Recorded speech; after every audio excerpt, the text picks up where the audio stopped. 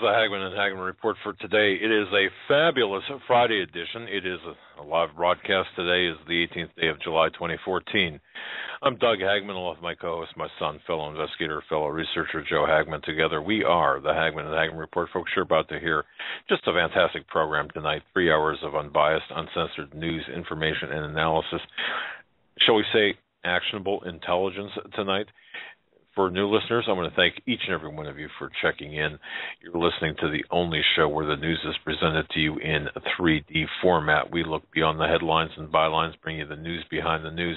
We are working on getting some 3D glasses, working on doing some interesting things, using having the glasses part of actually a special publication. More on that later.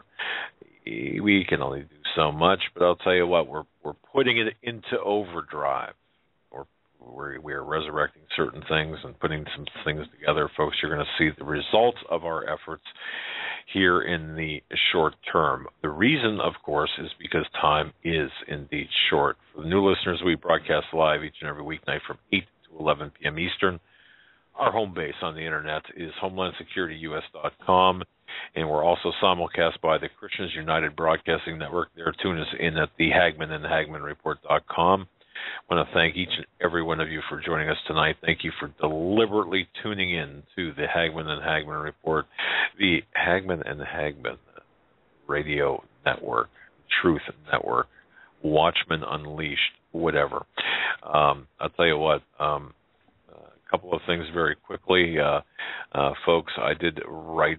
I did appear last night on Coast to Coast AM. It was about 1 o'clock this morning, my time, or 1:05 my time, in the morning after our show, and then of course a previous 3 hours of radio. So 6 hours of radio, and then a little blurb on Coast to Coast AM, and just felt great about it. Talking about the airliner, ladies and gentlemen, I have an investigative report or an article on HomelandSecurityUS.com, and thank you CanadaFreePress.com for also posting that and allowing comments as well as discussion. That's CanadaFreePress.com, Flight 17, Panorama to Peril. And if you have a chance, folks, read that. Give me your thoughts on it, or best yet, put your thoughts in the discussion section at CanadaFreePress.com. Joe, welcome. Glad to be here. And one thing that you did this week that we got in the mail today, which I'll post a picture of tomorrow on Facebook, and I'll send it to you. Maybe you want to post it on the website, is our new bumper stickers or car stickers. And they're pretty good. They're 3-inch circles, and it looks really good on my wife's car, so I'm gonna snap a picture of it. I'll send it to you, Dad, and you can post it up on the website if you want, or just post a picture of the sticker. But I'll put one up on Facebook, I guess. Send it out over the app. Yeah, they're circular. They are unassuming, and what they are meant to do, as far as here was my plan, our plan. You put them on your window, maybe, or even your bumper. I mean.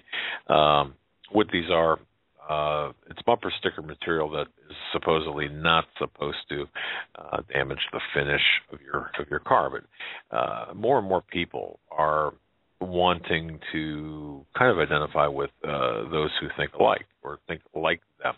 And if you listen to this program, chances are, unless you're members of the Muslim Brotherhood, the federal government, the NSA, DHS, which we've got those, but unless you're them, you perhaps want one of those on your vehicle. Now, some people say, I would never do that because that identifies me as, I've never put any bumper stickers on my car ever. This is the first one I've ever had.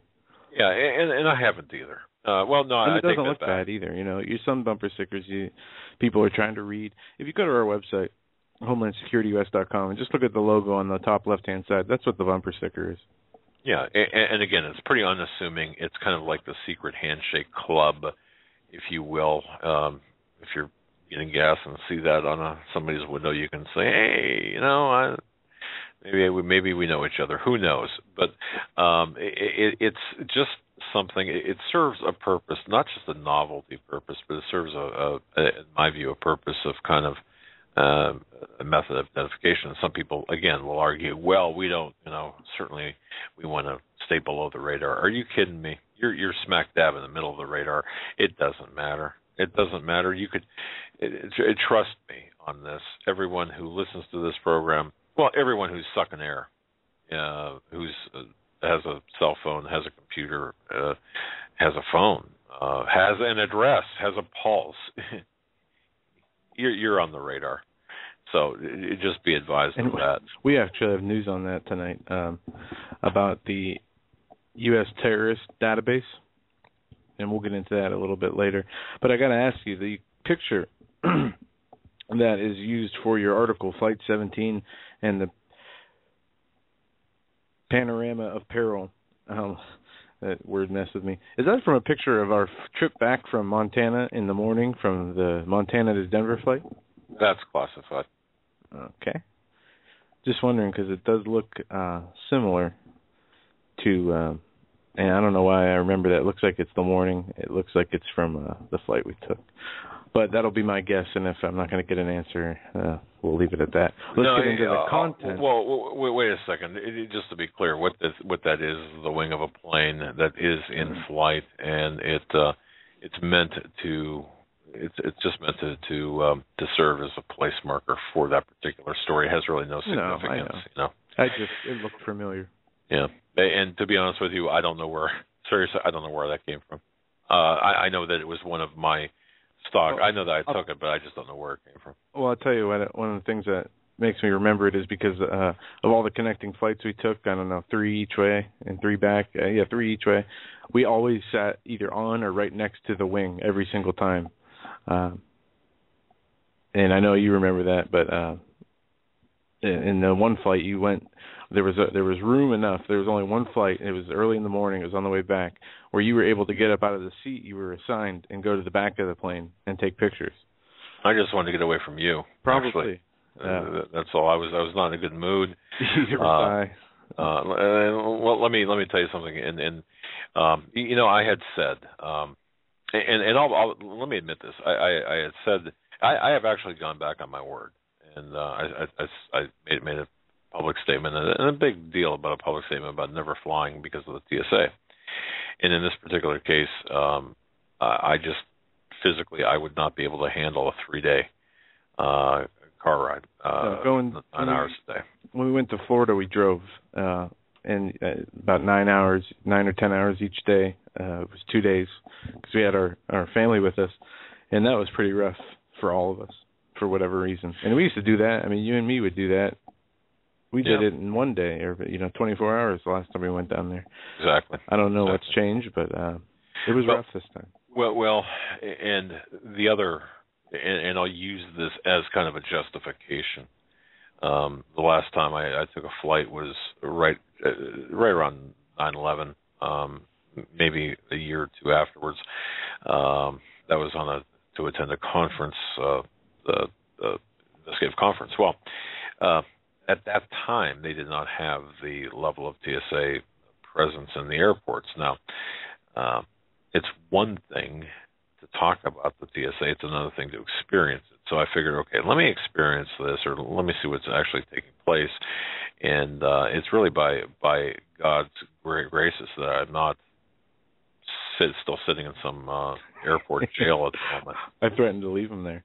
I said, I will leave. I will get on this plane. Yeah, we had a little row with the TSA agents in I don't know, one of the cities, but I did anyway because.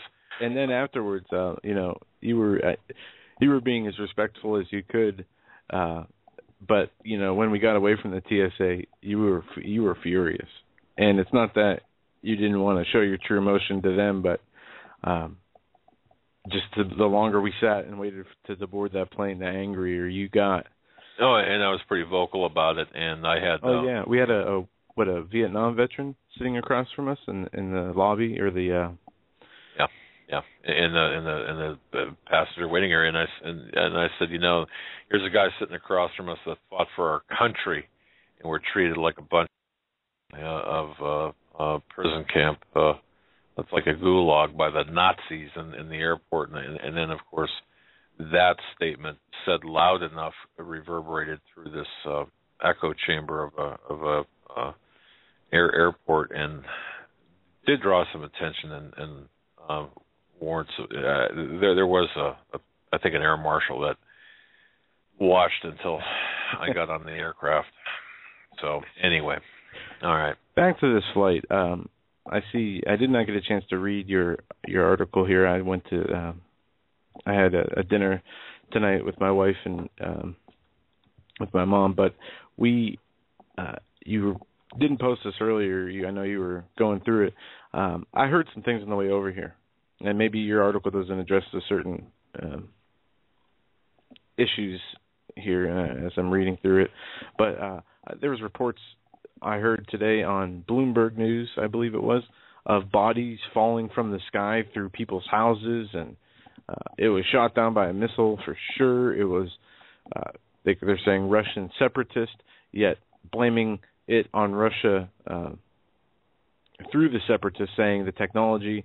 There's no way that these guys could have done what they did unless they had experience, and they wouldn't be able to have the weaponry unless they had access to the Russian arsenal. Okay, in my view, here's the bottom line. Everything related to Flight 17, the Malaysia Flight 17, stinks.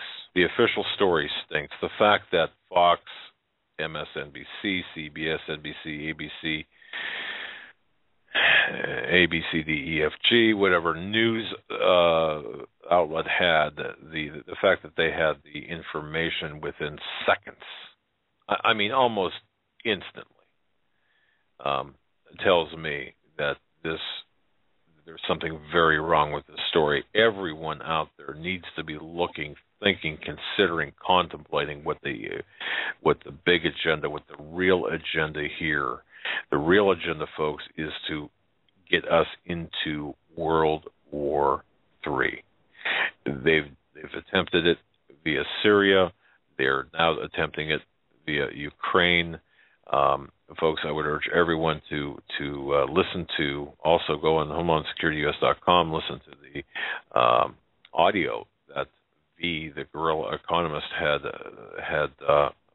done the day before.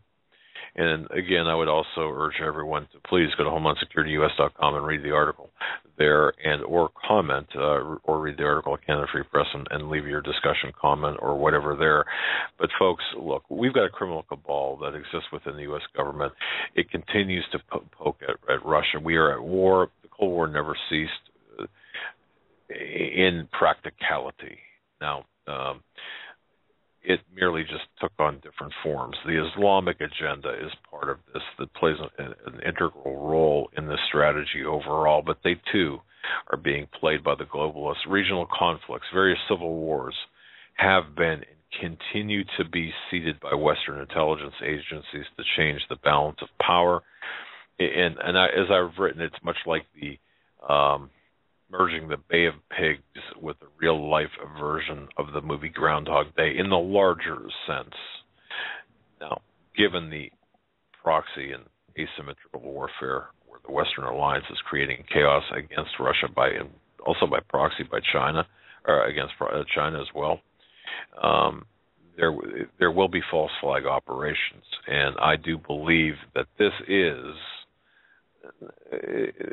not necessarily a false flag, but the blame will be placed in a way that will, in fact, create the public sentiment, or is designed to get public backing for our involvement in the shooting war. And you might think, well, why? Well, look, what was lacking with Syria? The willingness of the public to engage us militarily into another conflict. Yet, after 9/11, look what happened after 9/11. And I use the example of the sinking of the Lusitania. Folks, tell me, who would send a Malaysian flight over a war area when other airlines or other aircraft are told not to fly over that area? Okay, this is one of the misconceptions you might be able to clear up. I've been hearing from multiple news agencies that this was a common, for instance, when this first broke yesterday, Sean Hannity said this was a commonly used route that was being used up until even yesterday. Well, and I've also heard to the other side that it was a region that was, not war-torn, but told to divert from. And I've also heard that the plane was diverted into this area. So, well, actually it was. In fact, it was a 6-hour.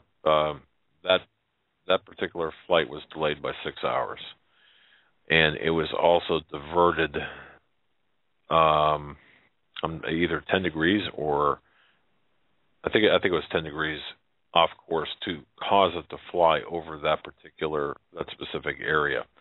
Now, what Sean Hannity is saying, that other flights routinely flew that over there, that's baloney, because you could look on the flight tracker. Yeah, flight tracker. That's okay, and you know what? You'll see this planes everywhere, overlapping images of planes. If you're familiar with flight tracker, they give you little plane graphics. Yeah, exactly. Over a satellite or a relief type map of the countries and show the borders and such. And what's absent, of course, is any air traffic over that particular area. So no. And I also want to dispel the myth, for example, that because that plane was flying at 33,000 feet, and that in fact that things were okay. And at 60 knots, I have to look at my notes with the math. I think you're traveling at 538 or 548 miles an hour, something like that. Yeah, but I don't know how many miles per minute, but it's significant. So the window to shoot a Book missile at an aircraft like this is about anywhere between 1.5 to 2 minutes. And then we get into the technological aspects where there were other planes shot down in that area throughout the week. They were military planes and cargo planes, but they had lower altitudes, admittedly. Right, and there was actually a warning put out that, flights from the 8,000 to 9,000 altitude, fly a different route. And that was put out a few weeks back, but they could have put altitudes of, higher altitudes out, warnings. So either they didn't think they had the technological capabilities or they weren't in danger. Well, just so people know, none of this would benefit Vladimir Putin, okay? Just so you know that, folks. And as number one, and number two, nothing about this should be taken at face value, folks. Use your discernment. And interestingly enough, before we bring in our guest who's with us now, we had seen a report put out earlier saying Putin calling for immediate ceasefire. Well, then, only thing I hear on the news is Obama calling for a ceasefire. And you know how that goes, the overlapping and the political games that they play from the West. And some of the articles are interesting, and we can get into those later. But right now... Yeah, ladies and gentlemen, I'm so proud to announce, and I want to thank Ken very much for arranging this. I'm very proud. Both Joe and I are very proud to have with us Ms. Catherine Austin Fitts. And if you go to HomelandSecurityUS.com, click on the link on the right-hand side. There, it's a link directly to Catherine's website, the Solari Report. I've got to tell you, for the folks, this is so odd, because before I talked with Ken, and he said, "What do you think about having Catherine Austin Fitts on?" And I said, "Are you serious?" I'd love it, because really for 4 Saturdays in a row, I would watch. There were 2 different videos I would watch, and each video, one was a video.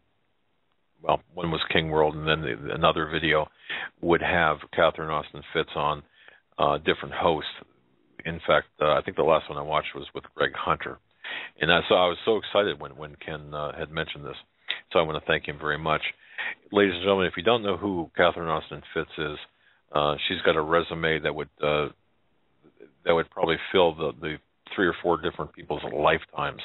Her accomplishments are many. She is the president of Solari and Company Incorporated. I'm sorry. She's the publisher of the Solari Report. I would highly recommend anybody interested in their financial health, anyone interested in what is in the offing economically, to add the Solari Report to your paid subscription reports. It is an invaluable resource. It's the Solari Report.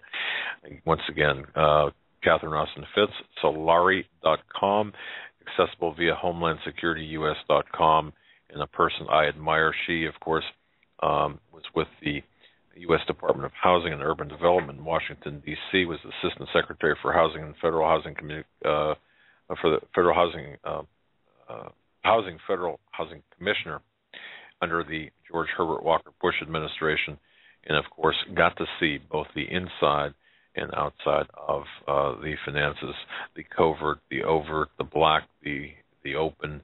So it's an honor to bring on Ms. Catherine Austin Fitts. Ma'am, welcome to the Hagmann and Hagmann Report. Do we have sound? We have sound. It says she's connected. Okay. I'll send her a message here. All right. And ask her if she's hearing us. Yes. Well, sometimes this happens, ladies and gentlemen. Of course, live radio and things do happen. But folks, I cannot stress enough. Solari, SOLARI.com. It's a fantastic website full of information that you need to know. We talk. We have V, the guerrilla economist, on, and of course we talk about all sorts of economic issues. Well, I can think of no better person to explain what's taking place right now on a macro level than our current guest, Catherine Austin Fitts. And I really believe that she has got her finger on the pulse of really what's going on. And our conversation tonight is, while you're getting her back, our conversation tonight is going to run the gambit. With the interview with Greg Hunter, if you haven't seen that on YouTube, she does talk about the macro and microeconomic picture. She talks about asymmetrical warfare, war against the middle class. I'm going to try and add her to the call on Skype here. So. Okay, that sounds good. And she talks about something called a slow burn. She also is familiar with Carl Denninger, who's somebody that we respect. We'll be talking about everything from the asymmetrical warfare that's involved in the economic aspect of things, economic venue. We're going to be talking about something called the tipping point, the slow burn that she predicted in 2013. Her economic predictions, have been pretty much right on the money, and it's just I'm very excited to have her. So, Joe, give me a thumbs up when we have Ms. Fitts on the line. Ma'am, are you there? Could be something. We're connected. It could be something on her end. Perhaps check the mute. Let me see here. I'm looking good. Everything, all my lights are green. Meters are popping. Okay. Yeah, Catherine, if you can hear us, it says that you're on the Skype call, and we cannot hear you. And I think, you know what, maybe she's calling by phone. I'm going to... Okay, well, we can work with this. And folks, doesn't this just add charm to our broadcast? Doesn't this add charm to the broadcast? No. You can't go through a week without some technical problem. Sure. On the Solari report. Yeah, I think we have her here by phone. Okay. Can you hear me on the phone? We can. Yes, we can. Thank you so much. It's never a dull moment. I don't know why they had said I could hear you perfectly, but for some reason you couldn't hear me. I don't know what that was. Well, thank you for joining us. I'm so sorry. We're sorry as well, but thank you so much for agreeing to join us tonight. We're so excited. I was saying that I listened to you for like four Saturdays in a row. I'd wake up, have my coffee, and hear you in different venues, and I just loved the information. I love your technique of explaining things, and our audience, I'm sure, will love it too. Okay, well, Wow. I'm still trying to figure out what in the world's going on. Well, you mean technical-wise going on, or no, going I'm on still in the trying to larger understand. My dream has been to understand the governance system on planet Earth, and I have to tell you, I find it stupefying. Well, you're in good company, because I'm, and I know a lot. I hear from a lot of our listeners, and we've got listeners living abroad, and of course here in the United States and all across the Americas, and one of their biggest questions is, what's going on with the economy, and how can we prepare, and how can we best get out of the way of what's coming? So there's just so much to talk about. So what I thought we'd do, since we really didn't have time to talk before the interview, what I figured we'd do, if this is okay with you, if you don't mind, because you're appearing to maybe a slightly different audience, if you can tell us a little bit about yourself, how you got involved in the economic world, and then we'll go from there. Well, it all started, actually, I grew up in West Philadelphia. You guys in New York? No, we're actually in Erie, Pennsylvania. That's where we broadcast. Oh, really? We're on the other side of the state. That was the coldest winter in the United States, Erie, Pennsylvania. Okay, so I grew up in West Philly, and on the other side of the state. But and I'll tell you how it started. It started because there were 4 fraudulent home builder deals catty-corner to my parents' house. My dad, when he came back from World War II, bought a little VA row house. And I used to walk by them. There was a sign out front. They were boarded up and empty for 4 years. There's a sign outside saying, by order of the Assistant Secretary of Housing / Federal Housing Commissioner. I used to think, who is that idiot, and why would they let these homes be empty for 4 years while we had a family across from us living in a 1-bedroom apartment. And that, of course, was the same time. That was the early 60s when the drugs were coming in, too. And everybody used to always say that they had to do this, they had to do the fraud, they had to do the drugs to make money. And I thought, well, what is this money thing? And why is it you can make more money destroying a neighborhood than fixing it? Because it always seemed to me you ought to be able to make more money building it up. So my theory was, as a child, I was going to learn how all the money in the worked and then turn things around. And it took me, a whole lifetime to understand that. To understand how the money works in one tiny neighborhood in West Philadelphia, you have to understand all the money on the planet because of the way the money is. It's very centrally controlled. Anyway, so I ended up going to Wall Street and working at a firm that would allow me to sort of move from department to department. I was trying to map out all the money. And finally I realized, it's rigged from Washington, so I've got to go to Washington. So I became Assistant Secretary of Housing, and as they were swearing me in, the Secretary said, by order of the President, you're now the Assistant Secretary of Housing, Federal Housing Commissioner. And, gentlemen, I absolutely froze because I said, oh, no, I'm the idiot. And I went downstairs, and I called in one of my deputies. I said, how many boarded-up single-family homes do we have? And he said, 50,000. And I said, oh, God, there are hundreds of thousands of children around this country who hate me. Anyway, so I worked in the Bush administration for 18 months and then had to leave because I wanted to run things too clean.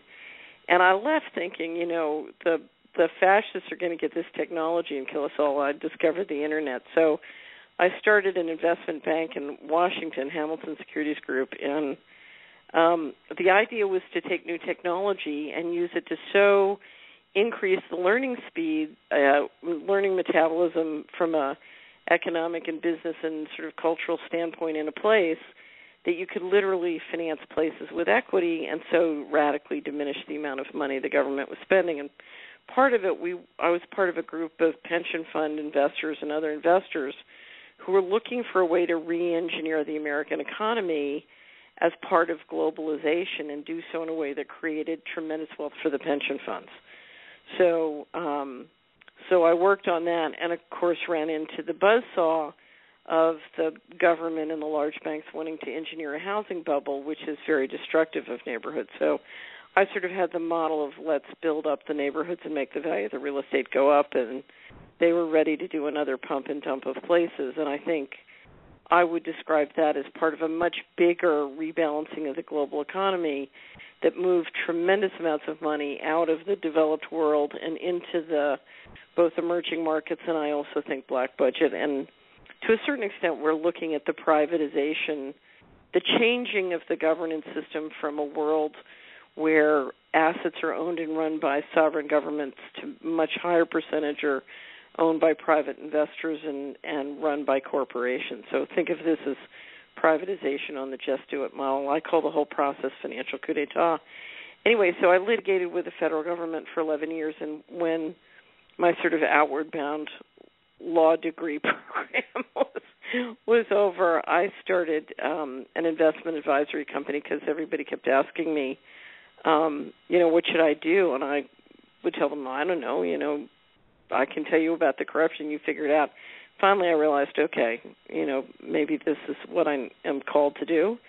And it gave me the ability to work, and I'd always worked with large corporations and governments, and instead it gave me the ability to work with families and individuals. And if you look at how you build an economy, you really build it one person and one family at a time, and it goes up from there. So that's been a very satisfying experience. And then I was answering the same question many, many times a week, and so I finally decided to start the Solari Report, which is an interview and broadcast podcast we do once a week with lots of other materials and special reports, and it's really a very holistic look at, if you are a parent or a mother or a father or really somebody who's responsible for navigating your family and your family assets through this time, what do you do? How do you do it? How do you get a good map of what's going on? And how do you make sure your family is well according to all the things that means? So the Solari Report, we're at Solari.com, and then I have an online book describing all of my, nefarious learnings in the Bush administration and then in the Clinton administration. And it's called Dylan Reed and the Aristocracy of Stock Profits at Dunwalkie.com. And so that's me. So I sit every day and try to make sense of it. And I have to tell you, gentlemen, I've spent my whole life trying to understand how things work and how we could get them to work much better, because the potential financially of a much wealthier planet is enormous. So that is the reason I'm very much an optimist. But I shake my head and look at what's going on and saying, well, it just keeps getting weirder. It does indeed. And and this may sound a little bit twisted, but I suppose the more I attempt to understand the economy of today, the more I realize the less I know. And it's obviously the economy is a different model than it was 20 years ago, 10 years ago, even 10 months ago in some respects. And right.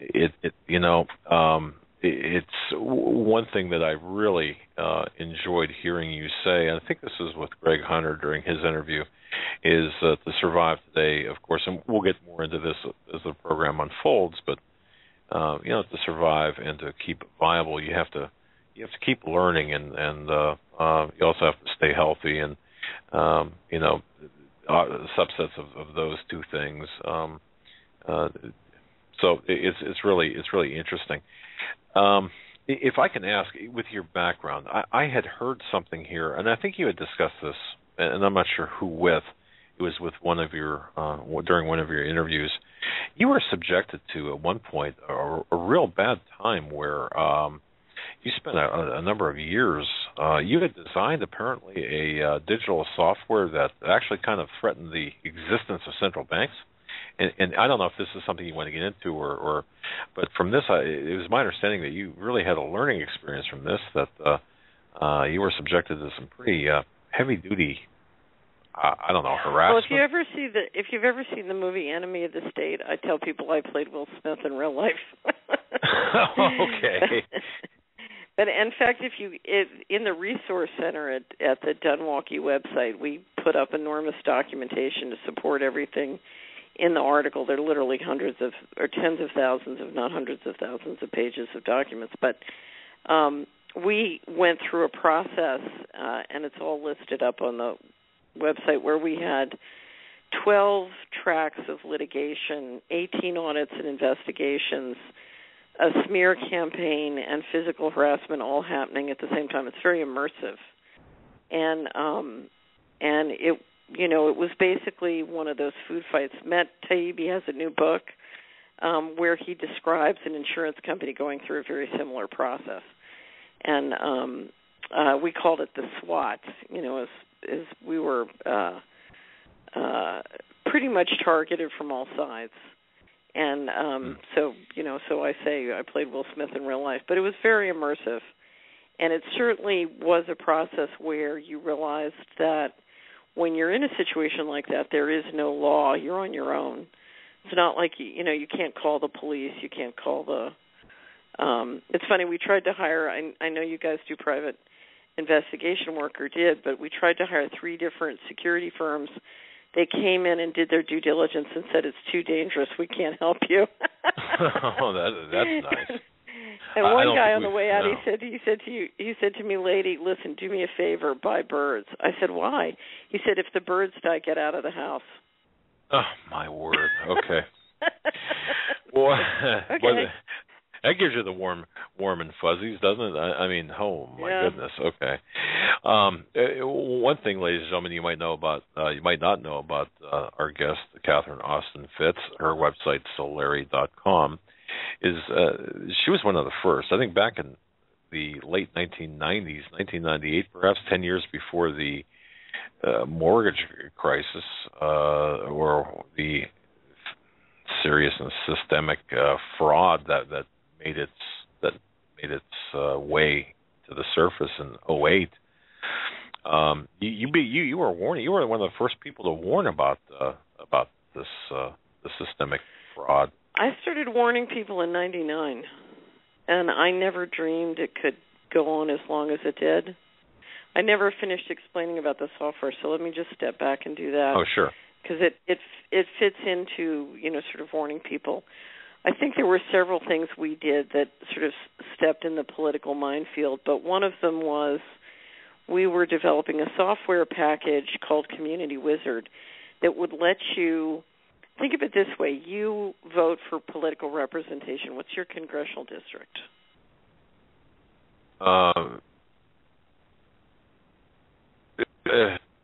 Talk about brain freeze. Pardon me? I'll have to look it up. Let's say for the state, we're number 3. No. Okay, brain freeze. I plead ignorance at the moment. Okay, seriously. Well, you vote every 2 years for your congressional correct. Representative. Correct? Yeah, we're in the. Okay, now, how in the world are you going to hold that person responsible without looking at the sources and uses of federal spending, contracts, and other sort of economically important regulation within your congressional district? I don't think you can. Well, I mean, if you buy a stock, you get an annual financial statement, right? Correct. Why don't you get an annual financial statement for your congressional district? Good point. Right. Why don't we? What I will tell you is the finance chairman of the people running for Congress in your area have the equivalent of that. Okay. So here's the reality. So what I said, I learned a lot about the power of place-based data when I was Assistant Secretary of Housing, and one thing we might do is tell some of those stories because they're fascinating. But I got out and I said, okay, well, if the government refuses to provide place-based financial materials contiguous to the areas that you drive around and see, because most of this fraud could not happen if you had place-based financial disclosure. So, for example, when I was Assistant Secretary, we would get lists of foreclosures that said we'd have 10 foreclosed houses on that block, and you'd fly there and you'd walk up and there'd be an empty lot. And you'd think, how can this be? So there's, a lot of this fraud depends on people being disassociated between the government financials and the world they walk around and view. Anyway, so we decided to just make relational database technology. It just sort of really blossomed. We discovered it, saw the opportunity, and said, let's, collect up all the different databases that are publicly available from the government and use GIS software to make them accessible to citizens. And we were building a website that would allow that to happen. And one of the things you could see is you could see where the foreclosed mortgage or the defaulted mortgages and foreclosed properties in the federal government were clustered. And obviously there were some, information coming out of that. But needless to say, one of the things that started to happen was the amount of mortgages being issued started to be, I would submit,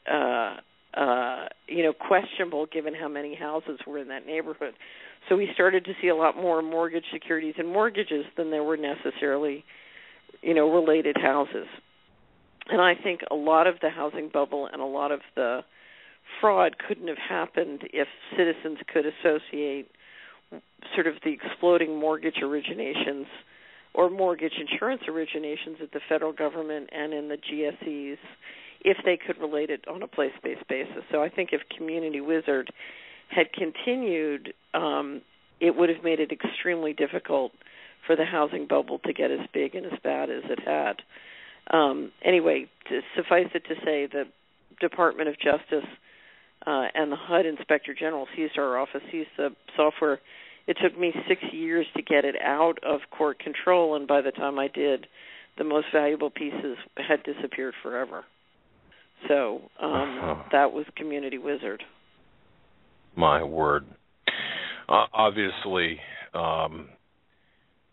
you don't have to read between the lines there, folks. Obviously, we can see what's taking place or what took place there. Just remember, though, here's the thing that's important to remember. This is not just a story of big bad central banks or New York Fed member banks or the Treasury or these various institutions not wanting this stuff to get out. The sensitivity, if you look at the current model, if you and I were to take, the financials for your county or my county, what we would discover is that there's what I call a negative return on investment economy. Every year, the government pours money into the place, and it doesn't make the place more productive. It's not a good investment. In fact, people are being paid to become stupider and stupider, and so you have this sort of spiral down, and it's all part of the dumbing down. But if you look at that, everybody's very parochial and sensitive about protecting their money. Everybody's holding on to their money for dear life. So I'll give you a story. When I was in the running Hamilton Securities, we were helping HUD auction off mortgages, and we would find neighborhoods where the government was spending $250,000 to construct new public housing when $50,000 to $100,000 would buy and rehab a FHA foreclosed property, within the HUD umbrella. And I would take, maps of neighborhoods where we could get 3 to 5 homes for the price of one by moving money out of the public housing and construction into the foreclosed, re-engineering the foreclosed properties. And so I took one of the special assistants, the guy who ran the public housing program out, and showed her the maps, and I said, look at this, Mindy, and I was particularly focused at that time on New Orleans. We could create 3 to 5 homes for the price of one. And she turned bright red and looked at me and said, but how would we generate fees for our friends? So all the way down the line, you have 50 years, or, since World War II, you have decades and decades of fees for our friends. And so we have an entire economy organized around these different pots of pork and other things, and it's never really been subject to a test of how do we optimize financial performance locally? How do we get the highest return on our investment? And what you'll find is everybody in the food chain is very, very sensitive and very dependent on those cash flows and very afraid to talk about it. Very interesting. So the politics of bringing transparency to government money, is sensitive all the way up and down the line. This year, we the highest taxable or most income generated by tax revenue was this year, and these other agencies personally garnished digital banks. So what you're saying is different agencies are, revenue generating for the other agencies and the government as a whole itself. It seems to be their first and priority rather than helping people. Well, that's the question. Who's really running things? Because in my experience, the budget of the United States is not run by the Congress and it's not run by the White House. So think of the government as a bus, and the driver who's driving it, his steering wheel isn't connected to the wheels. Downstairs there's another driver, and they're really driving the bus. And, the titular driver is sort of is an actor, is somebody who's there for show.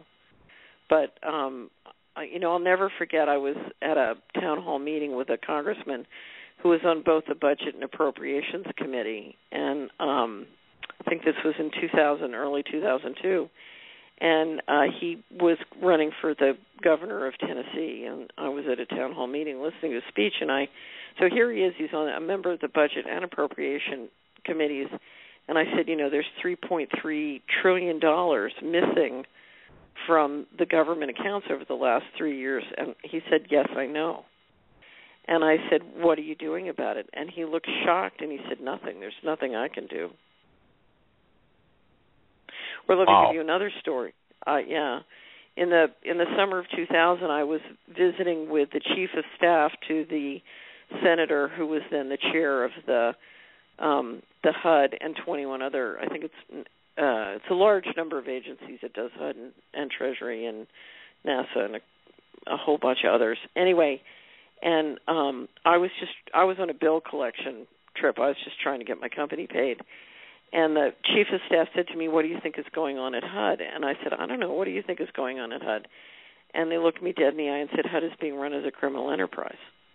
Now, what you need to understand is that HUD is run on a matrix structure that is essentially controlled by the New York Fed member banks, the Treasury Department, the Department of Justice, and, a few other places. And so it can't be, not to mention the big defense contractors who run the system. So it can't be run as a criminal enterprise unless they want to. Now, what's interesting is if you look at that, go back to 2000, the chairman of the Appropriation Committee, with Cuomo running HUD, chairman being a Republican, voted for a big increase in HUD's budget.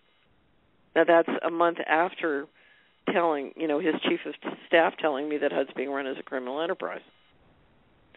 So remember, we're now up to over $8.5 trillion missing from the federal government. The federal government has refused since the middle of the 90s to publish audited financial statements as required by law.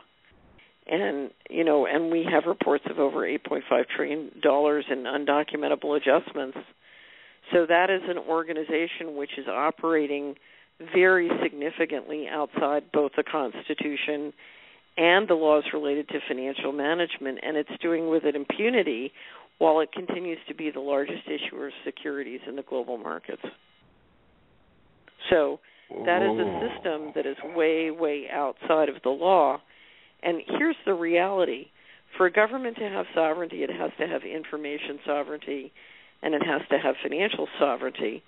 And the reality is the federal government's finances are run by the New York Fed member banks, and its systems are run by a series of private defense contractors. So, when I worked at HUD, I couldn't get the financial information on some of the programs or when I came back as the contractor because the defense contractor controlled the systems, wouldn't give me the data. Obviously, that's a huge problem and insurmountable in your position, correct? I mean, there was nothing you could do. Here's the thing: it's not a problem. What it means is that if you're the assistant secretary and you are responsible by law you're authorized and required by law to make sure that certain conditions exist within the operation, and the people who are running the information systems will not take orders from you and will not provide information and there's nothing you can do, then in fact you've had a coup d'etat. That's called a financial coup d'etat. Indeed. Now, from an investigative point of view, which is how I think, how Joe thinks, how we think collectively and individually, at what point, if we're looking at the entirety of the financial system, we'll just say the United States to begin with, at what point did we experience a coup? Okay, so we can take this back. We can go back centuries, we can go back 100 years, but let's just go back to World War II. What happened in World War II, because there's a tremendous logic behind, I think, what has evolved. We came out of World War II with several large pockets of what someone might call loot. So we had seizures of assets from the Japanese. We had seizures of assets from the Nazis. And that money was put in a variety of pools, and the intelligence agencies were put in charge of it. So we converted the intelligence agencies into not just intelligence agencies, but bankers, okay?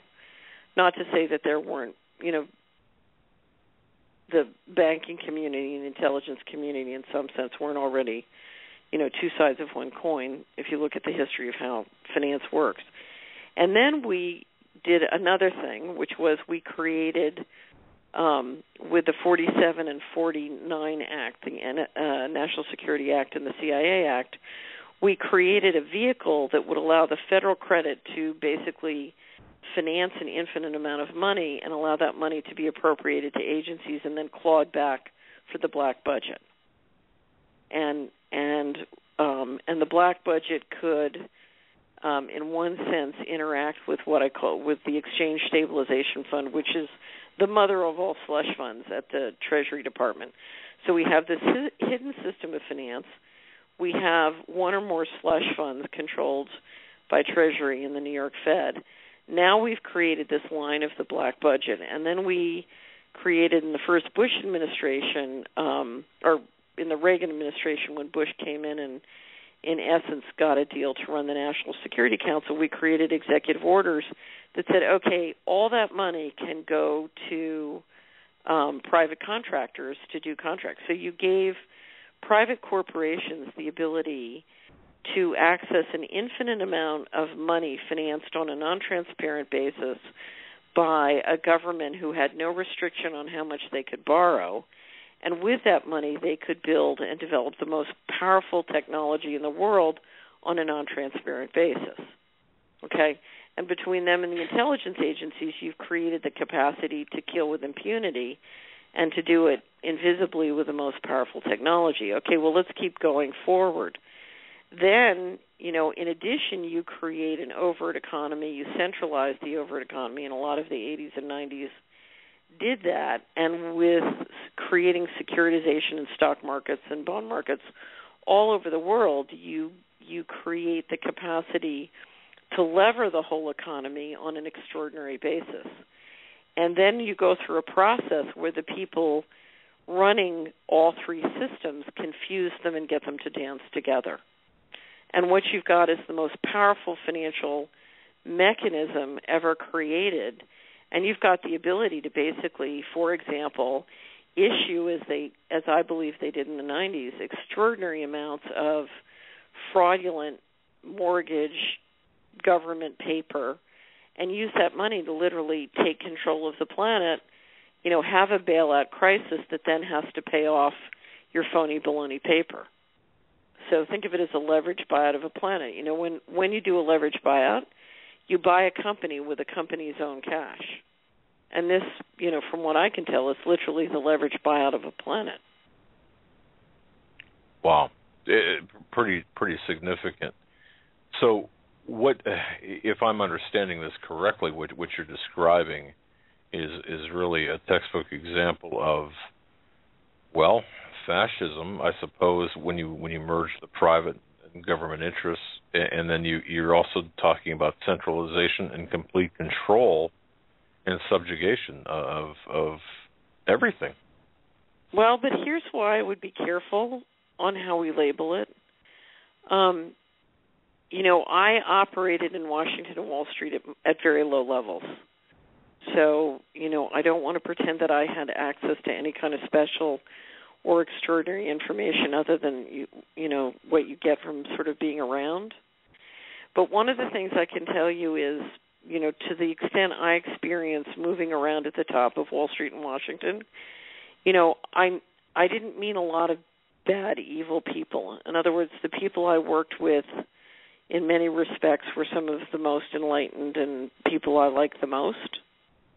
And I think that's why I think it's very important before we understand what in the world, or as we try and understand what in the world is going on, we need to understand what are the conditions that people are dealing with.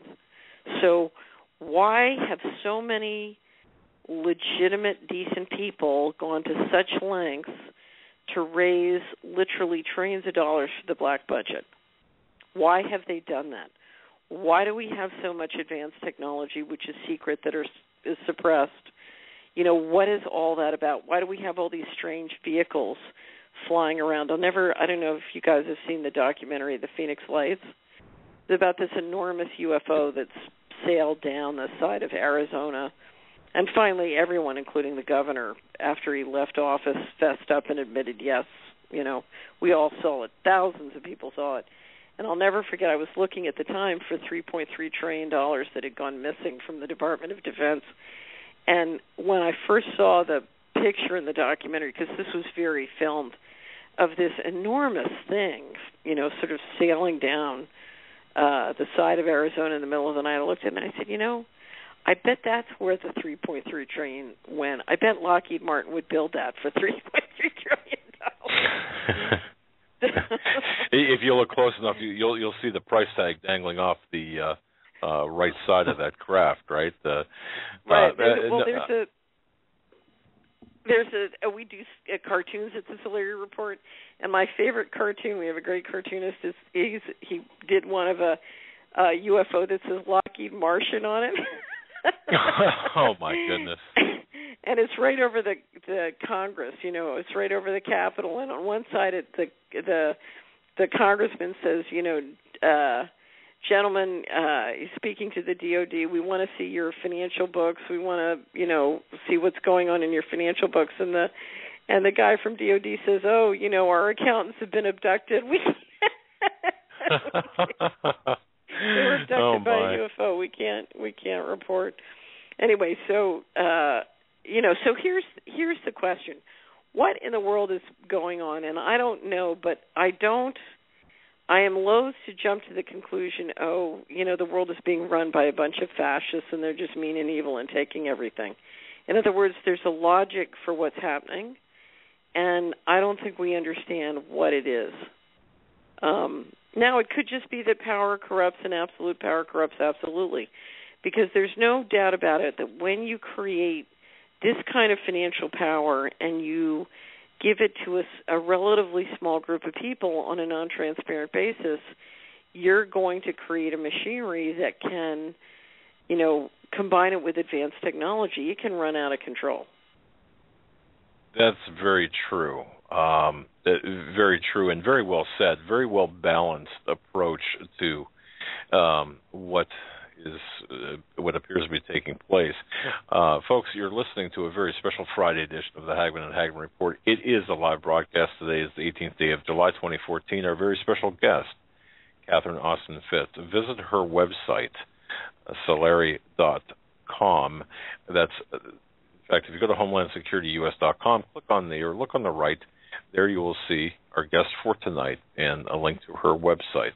Just so you know, www.solari.com. That's right. Thank you very much. And thank you, Joe, by the way, for reminding me what congressional district I live in. My goodness, I'm embarrassed. But, it's one of those moments where I should know. I get enough mail from my congressional district. Folks, we're going to be right back. News in 2 minutes up next, followed by... And welcome back, ladies and gentlemen, to hour number 2 of this Friday edition of the Hagmann and Hagmann Report. Today is July 18th, 2014. We are live. Our guest is Catherine Austin Fitts. She temporarily disconnected during the break. We were going to get her back as a real fast first hour, and here she is, right back with us. I'm not sure what happened, if it was our system or her, but the second time we've had to. I'm here. Can you hear me? Oh, we can. Great to hear your voice. Actually, it sounds stronger. For some reason, the connection sounds better. I'd like to start off this hour, if we could, break this down a little bit. First, basically, how we got to where we're at. I think you covered some of that, but where we're at right now in the progression of events, where you see things headed. And then one of the things that are really on the minds of many of our listeners, we've got a listener, Joe. I want to say thank you for listening from the UK. Karen, of course, and Robert from Rome, Italy, listening live. We've got a number of people listening from the Philippines, which I want to say hello to you. Numerous people traveling right now in police cruisers, in the front seat, not the back, I should add. Hello to you folks as well. And thanks for tuning in with us. Ms. Fitts, one of the things, too, and we can, as the program unfolds, is to get your take on how people can protect themselves, their wealth, their blood, their life's toil from the debasement that we see taking place, or the evaluation of things. So we can get into that later. But before we do, okay, I've heard you talk about, and this is something that I'm not clear about. Economy 2.0, 1.0. Perhaps I'm mistaken on that. Different economies that you've referenced, or different incarnations of our economy. Can you explain that a little bit? Yeah, the 2.0 economy is the way I describe the industrial economy, and it's the economy that you and I grew up in, and it was an economy where the G7 nations, the developed nations, were much wealthier than the G20 and the rest of the world. And we're going to, and a lot of it's driven by technology, we're going to a world which is, instead of an industrial economy, it's much more of a networked economy. And we're rebalancing to a global economy. So the differential, George Kennan said at the end of World War II that the American people we had 6% of the people and 50% of the wealth. Well, we're going to a world where we have a much closer, our wealth is much closer to the percentage of people that we have. So there's a tremendous rebalancing going on, and there's an integration of technology, and that technology is permitting both a centralization of political and economic control, and it's also really causing what I consider to be a enormous split between the leadership and everyone else, and we're literally seeing what I call a breakaway civilization, where you have a portion of the leadership and the wealthy literally moving enormous amounts of money out of government and out of sort of communities and using it to really build what is, from a cultural and legal and financial standpoint, literally a separate civilization here on Earth. So we're moving towards something that's much more global, it's much more integrated, it's much more networked. Technology is integrating much more, but we are moving away from democracy into something that has much more central control. And I think part of it is that the leadership really does not feel comfortable, given the speed at which things are moving, to build and manage consensus of the general population. What they'll tell you is they just don't think democracy works, and hence the sort of central control. Much of it is done very invisibly. I think one of the great things about the Snowden revelations is it's helped people understand how invasive the technology is and how relevant it is, because we're literally looking at a leadership that knows everything there is to know about us, down to very extraordinary minute levels, And we know nothing about them, even though we're paying our taxes and financing a lot of what's going on. So I think we're watching a re-engineering of the global governance system, but we're also watching a reorganization of the economy for new technology. So I'll give you a perfect example. In at the beginning of 2011, we had maybe 300 million to 500 million people on smartphones. Now, only a few years later, we're approaching 3 billion. So literally, we're seeing people all over the world get smartphones before they get toilets. That's a startling statement. Right. Wow. So we're now talking about, instead of the United States being the largest consumer market and the European Union being the largest consumer market, we're talking about people and smartphones everywhere being the largest consumer market. So it's not surprising we see Microsoft make an Indian the head of the company.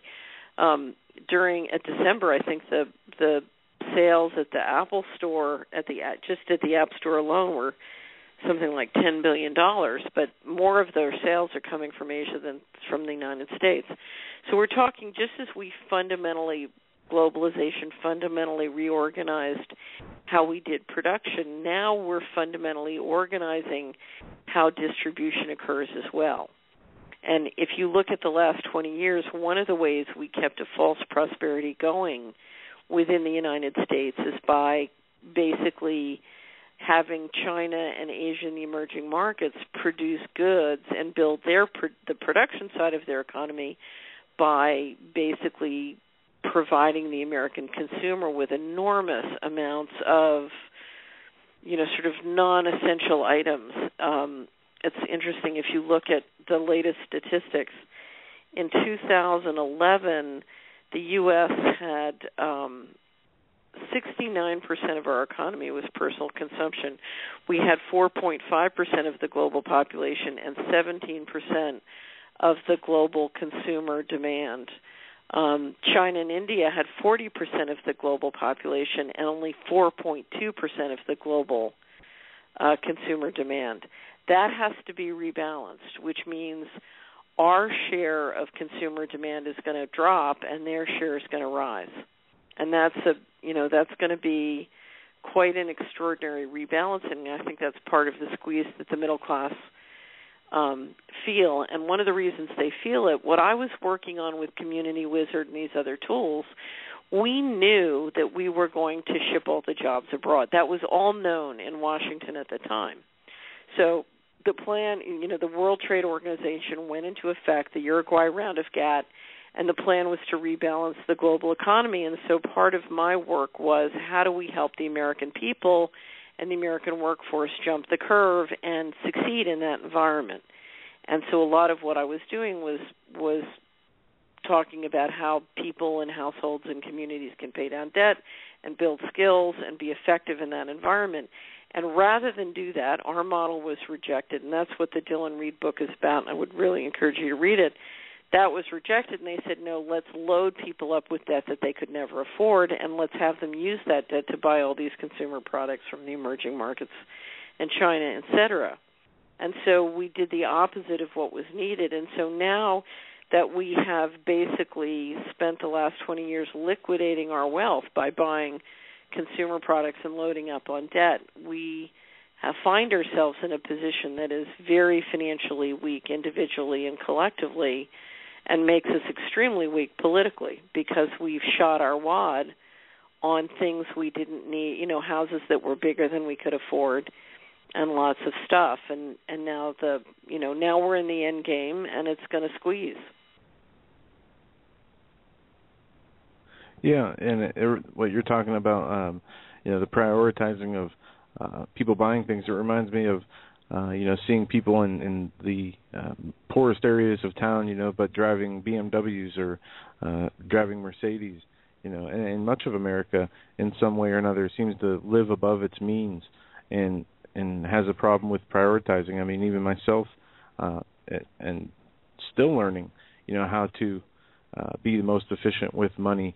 But then you have the outright the people who are like the black budgets, as you said, and these people are they don't care about money or how they spend the money, but they've conditioned people to go with what's trendy. The materialistic society we live in is getting more materialistic. It's people would rather be wearing the newest pair of Air Jordans rather than they're concerned for having food on their table.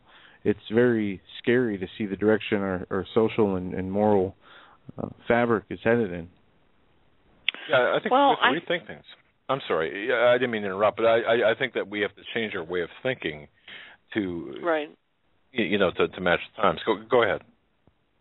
Well, part of it is understanding that you're in a hostile environment. If you look at many of the people who consumed more than they could afford to do, they really didn't know. When they bought the big house, they thought they were going to be able to keep that job for 20 years. They didn't know the job was going to go to China, and they were going to be out in the street in 5 years and not be able to support their family. They didn't know that the environmental pollution was going to make their wife get cancer, just as they were getting thrown out of the house, et cetera, et cetera, et cetera. So part of this was what I call fraudulent inducement. You had an entire population who was encouraged to do things and behave in ways rather than being warned of what was coming. So, and I think a lot of Americans found themselves in a time trap where they made commitments, whether financial or personal, that committed them to produce time or money that, they woke up 10 years later and they didn't have enough. So part of it is we're digging out of that. But now that we know that we can't trust the system, if you will, then the question is, okay, how do we get a good map of what's going on, and then how do we navigate? And I think that's what you do with your show, and that's what I'm trying to do with this Leary Report, is to figure out how we can navigate this successfully, because it's fair to say that we're in hostile territory. We're in a war zone, if you will. And, it's spiritual warfare, and it's financial warfare, and it's legal warfare, and occasionally it turns into fist fights. So, or, I'm a dedicated gun owner. I'm a card-carrying member of the NRA, and the Tennessee Firearms Association. So,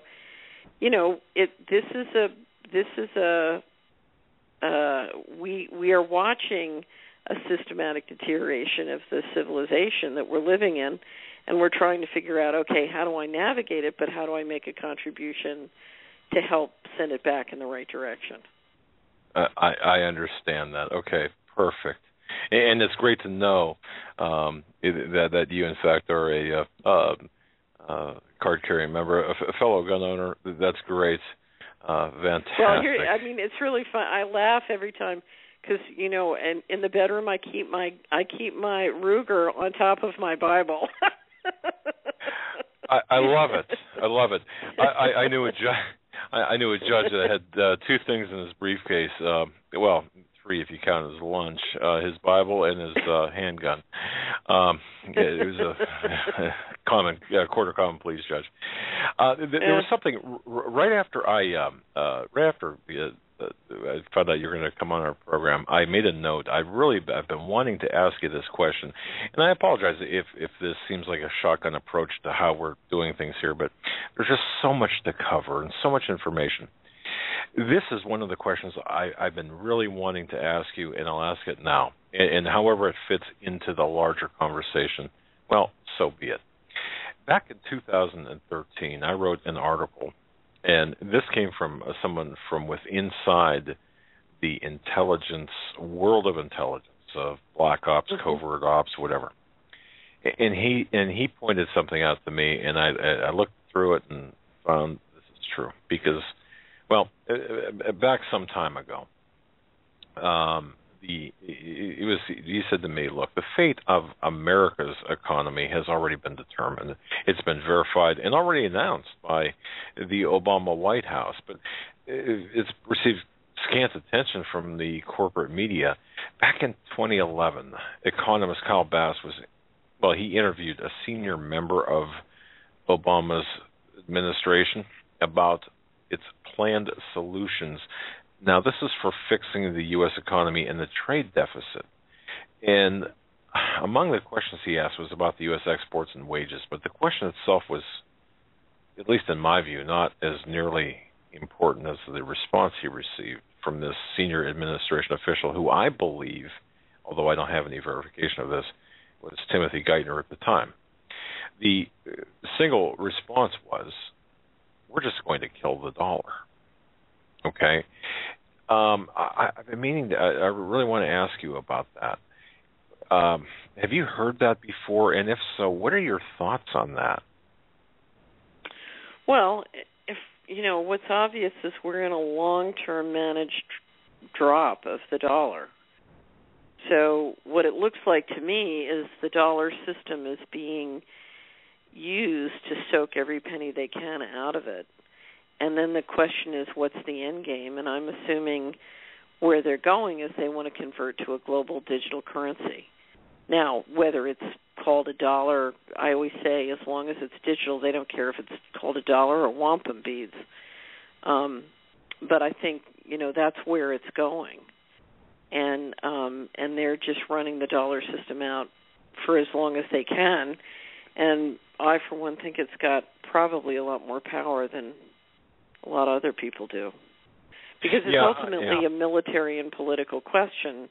How long do you... If you look at the technology and power that the breakaway civilization, what I call the breakaway, has, combined with the U.S. military and intelligence, they have the power to run the system forever. Now, the question is how many people are you going to kill to force it on the world? Oh. Huh. That's a significant question. Here's what it comes down to. All financial systems clear through cables or satellites. Whether it's the clearance system, whether it's the pricing mechanisms, whether it's the settlement systems, everything operates ultimately through the cables, through the satellites. And so who controls the suborbital platforms and who controls the cables and who controls the sea lanes? And then, of course, you got to ship things back and forth. So then that gets back again to who controls the sea lane. The reality is right now with the satellite systems, China only has a regional satellite system. They don't have a global satellite system. They don't have a Navy. They have one aircraft carrier. It's brand new. They don't have a Navy that controls the sea lanes globally. That's the United States. Now, I'm not saying that system isn't fraying at the edges, but, the reality is if you look at the train tracks of financial transactions and the train tracks of trade, those to this day are controlled essentially by the U.S. military and intelligence communities and their various corporate infrastructure. So while they may be fragile, the system might be fragile, really what you're saying, I think what I hear you saying is there's no one else out there to replace us, basically. Well, there is, but it's a gradual change. So if you look at the decision they made in the 90s, they decided to pull enormous capital out of the G7. Now, I think they put a lot in space and underground facilities and the black budget, et cetera, but let's put that aside. They shifted enormous investment out of the, they bubbled the dollar up. They smashed the other economies down. They smashed down Russia. They smashed down East Asia. They transferred the money. So dollar high, those other currencies smashed down. They picked things up for 10 cents on the dollar, and they bought up and created control of enormous amounts of the economy and introduced stock markets and securitization. And that was a move to transfer investment from countries where you have a slowing growth rate into places where you can have a much higher growth rate and you can have far more flexibility to do with labor as you want to. And so that was part of the rebalancing, and it's going to continue until we have a much more, we've just begun this process. And make no mistake about it, when you bring in that many people, think about the kind of people who are now getting access to information and to be able to transact through the smartphones. I mean, one question I've always had is, are they going to tender for the global population through their Google and Amazon wallets, and we'll end up with, the guys who are running the dollar system now end up absolutely supreme, whether they call it dollar or Bitcoin. They'll have they'll have everybody on their smartphones using Google Wallets, and no government will have any sovereignty if the U.S. system has everybody on Google and Facebook. And that, to me, and is this what you're saying? Is this the end game objective here, ultimately, for control, consolidation, centralization? And I don't know. I think they believe you have to rebalance the global economy, and I think they believe, a digital currency which is completely transparent to them has the lowest transaction costs and gives them the most power and control. So it's the logical place for them to go. At the same time, what we need to step back and say is we don't understand why they're doing what they're doing because we don't understand the risks. I mean, if you look at the way a lot of the black money, budget money has been invested, we don't know the risks that they're concerned about. We don't know the environmental risks they're concerned about. We're not sure about the nuclear risks that they're concerned about. I mean, there are a lot of risks on this planet, so we have a lot of capital right now on the private side going out into space, lots of conversation about asteroid mining and colonies on Mars, and Elon Musk, saying, and I'm sure he's got a lot of support from this, it's crazy not to establish colonies on other planets because we should have a plan B. What happens if this planet is, the entire future of the civilization is dependent on not having an environmental disaster. So we don't know what the risk issues that they take seriously, and we don't have the information and maps that they have. And that's the one thing I think we need to remember, because if you look at the sudden hysteria and speed from 80 on with which they've pulled money out and been up to whatever this breakaway plan is, it looks to me like they're afraid of something. Now, the question is what? Are they simply afraid that if they don't globalize in this way and they leave it to the general economy, then the Anglo-American alliance will end up, poor and killed by the Chinese? It could be as simple as that. I don't know. But for some reason, they're pushing hard and fast to lead the centralization with themselves in control. All right. Wow. That when you contemplate the enormity of that, you're at least my mind can go in a number of different directions, and it is difficult to attempt to make sense of. Well, let me tell you one story that I think might help. In 1997, I was working, as I told you, with this group of pension fund leaders. Wonderful group of people, very concerned about making sure the pension funds achieved the targets they needed to provide for the boomers' retirement. And I had a plan on how to re-engineer government investment. If you re-engineer government investment, finance places with equity, bring in new technology, the wealth that can be created is just, you wouldn't even believe me if I told you. I mean, we have 1% of the wealth that we could if you could do this. Anyway, so I brought forward a plan, and it was before I knew about a lot of the technology that I'm aware of now. And I laid it all out, and the president of CalPERS, the largest pension fund in the country, looked at me, and he said, I don't understand. He had worked for Saul Alinsky. He said, this was Alinsky's model, and they stopped him. And I said, yeah, but they didn't have the Internet. They didn't have the tools. Of course, I was wrong. He was right. And he froze, and he looked at me, and he said, you don't understand. It's too late. They've given up on the country. They're moving all the money out starting in the fall. And that fall was October 1997 when all the money started disappearing from the federal budget. Again, as I said, over $8.5 trillion that we know of. And then we had the pump and dump of the stock market, and then we had the bailouts. In combination, my estimate is $40 trillion gone. Okay? And so when he said they have given up on the country, what he meant was, I believe, that when the budget squabble happened in 95 and they tried very hard to implement a financial plan to get a balanced budget, they realized it's hopeless. What we'll do is we'll pull all the money out and then we'll let everybody stew in their own juices. And that's why I think if Geithner said we're running out the dollar, we are now in the end game of stewing their own juices. And the reality is we have several constituencies. We're debasing everyone in the world globally by printing more dollars or treasuries and forcing them to take it. So everybody's getting debased globally, whether it's your and my pension fund or, people in Indonesia, or certainly the Chinese. And so we're debasing everybody, and then we're giving the money to three parties. One is the military to keep the system going. One is to pay interest on the debt to keep the system going. And then the third is to pay, everybody in the U.S. federal budget, including all the retirees. And the question is, which one are you going to stop paying first? So it's a balance between debasing the globe, yet again, versus squeezing one of those three constituencies. Well, speaking of debasement, and this is something that has been a subject of conversation with us on many programs.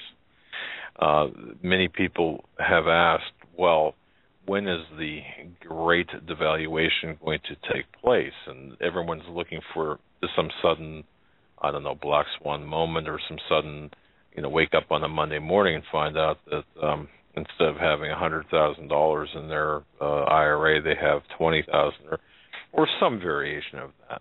And I know that you contend that we're in a period of steady debasement, where this confiscation of wealth has been taking place. Since 1913, we've confiscated 99 cents on the dollar. Yeah. Your money's already been confiscated.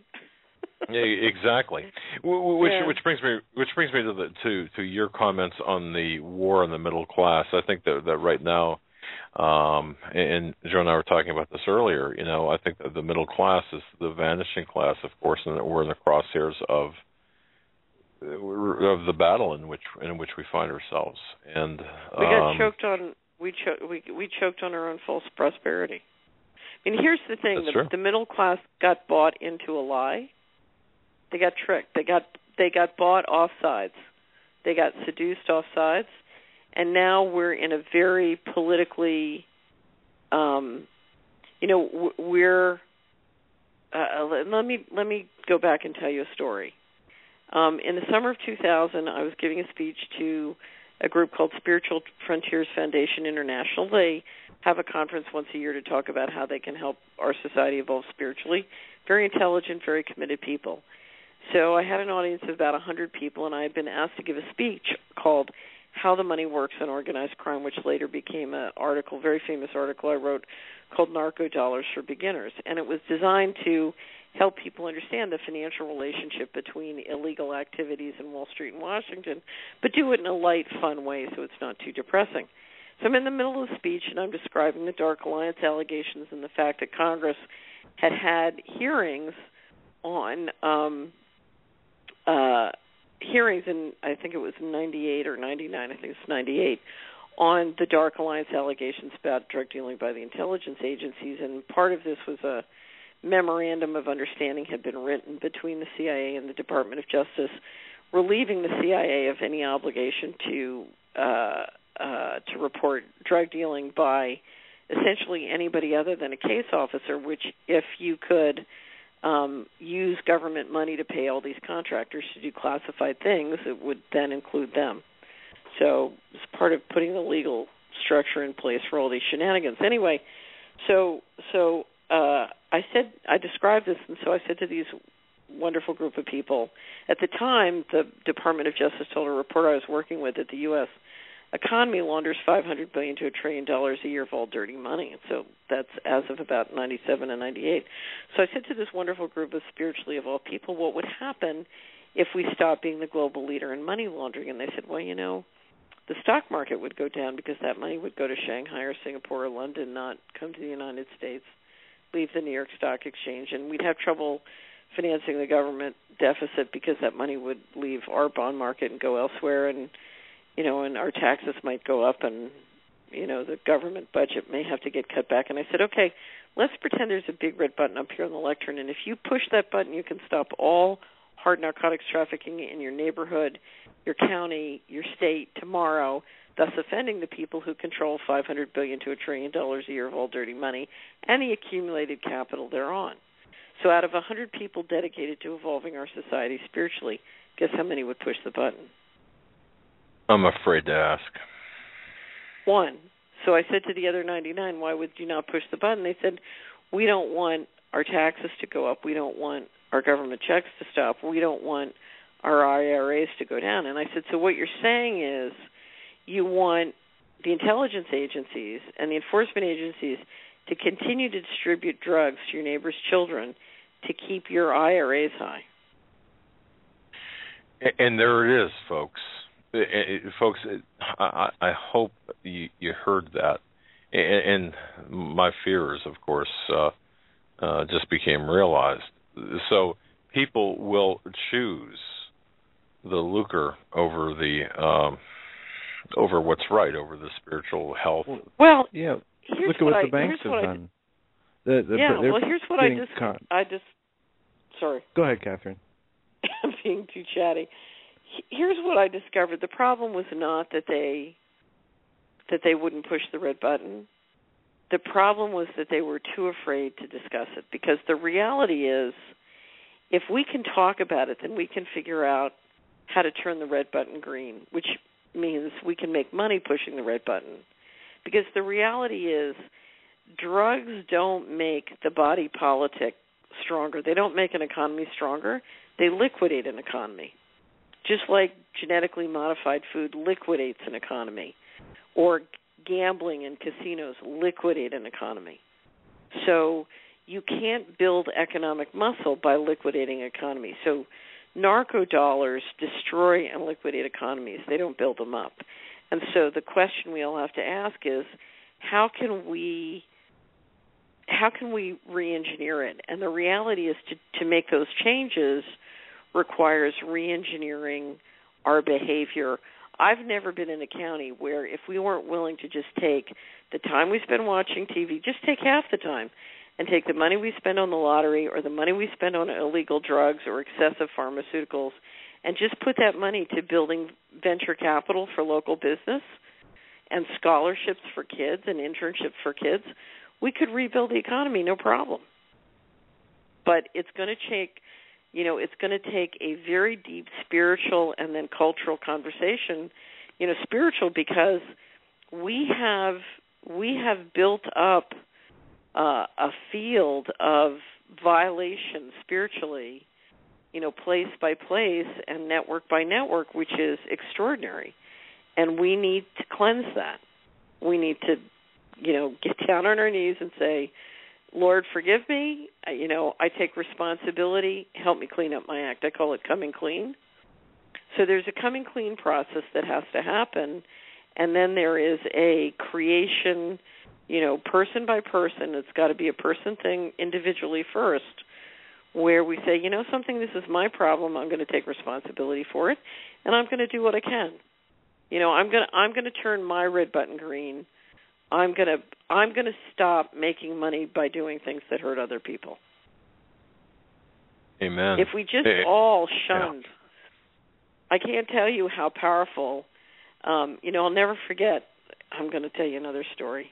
I was at a great Christian revival. It was a busy year. It was 2000 again, and the minister brought in George W. Bush by monitor to speak to the group. He's from Dallas, and 100,000 Christian women, African American, leaped up cheering for George W. Bush, including my pastor, who was teaching me spiritual warfare at the time. And I said to her afterwards, look, there's nothing. She used to work at the DEA. I said, there's nothing about Bush family and Clinton family narcotics trafficking that you don't know. Now, you just jumped up cheering for him. Why is that? And she said, he's going to be the winner. And I said, look, I almost lost my life and certainly my fortune trying to stop that kind of narcotics trafficking. You never jumped up and cheered for me. And she said, well, he's a winner and you're a loser. Wow. Well, but I have to tell you, if tomorrow every person in America said, you know something, I'm not going to talk to, I'm not going to associate with, I'm not going to invite over to my house for dinner, I'm not going to speak to, I'm not going to sleep with, I'm not going to date, anybody who is overtly doing this stuff, what do you think would happen? There'd be a lot of inactivity, to be sure, but, well, along with repentance, we could change the world, couldn't we? Yeah, I think so. But, this comes down to each person individually. Am I going to make money or do things that harm others? What am I going to do that is productive, that can provide a livelihood for me and my family that serves others? Because we're either going to make our money liquidating others or we're going to make our money serving others. And it's an individual choice, and the responsibility for enforcement has to come down to the individual, because the government can't do it. The government doesn't have the information and financial sovereignty to implement it, and it certainly can't. If I made you president tomorrow, you'd walk into the Oval Office and your political guy would say, the American people just spent $1 billion to get you elected. They all want their check. And you turn to the Secretary of Treasury and say, you better be nice to the guys who control $500 billion to $1 trillion a year of all dirty money, because, the most financially enlightened people don't want you to push the red button. They want you to keep it up. But you know what, Catherine? I'd like to think that I would be different, that I could make a difference. I would be more spiritually pure. You can make a tremendous difference, every one of us. And the first thing, and I can prove to you you're already doing it, because the most important thing we have to have is a conversation about what in the world are we doing and why are we doing this and how can we do something different. That is step one. And because one person can do an enormous amount, absolutely enormous amount. One person not being afraid means two people cannot be afraid, three people not being afraid, four people not being afraid, having an honest conversation, talking about how the money works. Okay, how can we make it work differently? So I would say you're already doing an enormous amount. Well, as you are as well, through your interviews, of course, through your Solari report, of course, your Dylan Reed and Company Incorporated, and the aristocracy of stock profits, folks. That's also linked off of our website, HomelandSecurityUS.com. This, to me, is an amazing interview based on my expectations going in, and hearing what you've got to say, and really tying in the spiritual and the personal responsibility, the moral aspects of things, with a greater picture. And I want to thank you for this. Folks, you should find a lot of value in this. My goodness. Well, you're awfully nice. Well, and you're awfully refreshing, and you're awfully effective in terms of getting the point across. And the personal responsibility aspect of this is so extremely important, because everyone's looking for the answers elsewhere, when in fact we've got many of the answers here within, and it's going to cause us to change our way of thinking, our way of life, first, before we can expect any changes to be made on the whole, so to speak. Right. I can do all things through Christ. Amen. That's absolutely correct. And again, it's refreshing to hear that said from someone of your esteemed background, and understanding where you came from, what you've been through. It would be so easy. Here's the thing, I'll never forget, I had a wonderful friend who became a Buddhist, and she came back from the ceremony, and she looked terrible. I said, what went wrong? And she said, oh, my God, I've had to accept personal responsibility for world peace. She said, I'm only one person. How am I supposed to do that?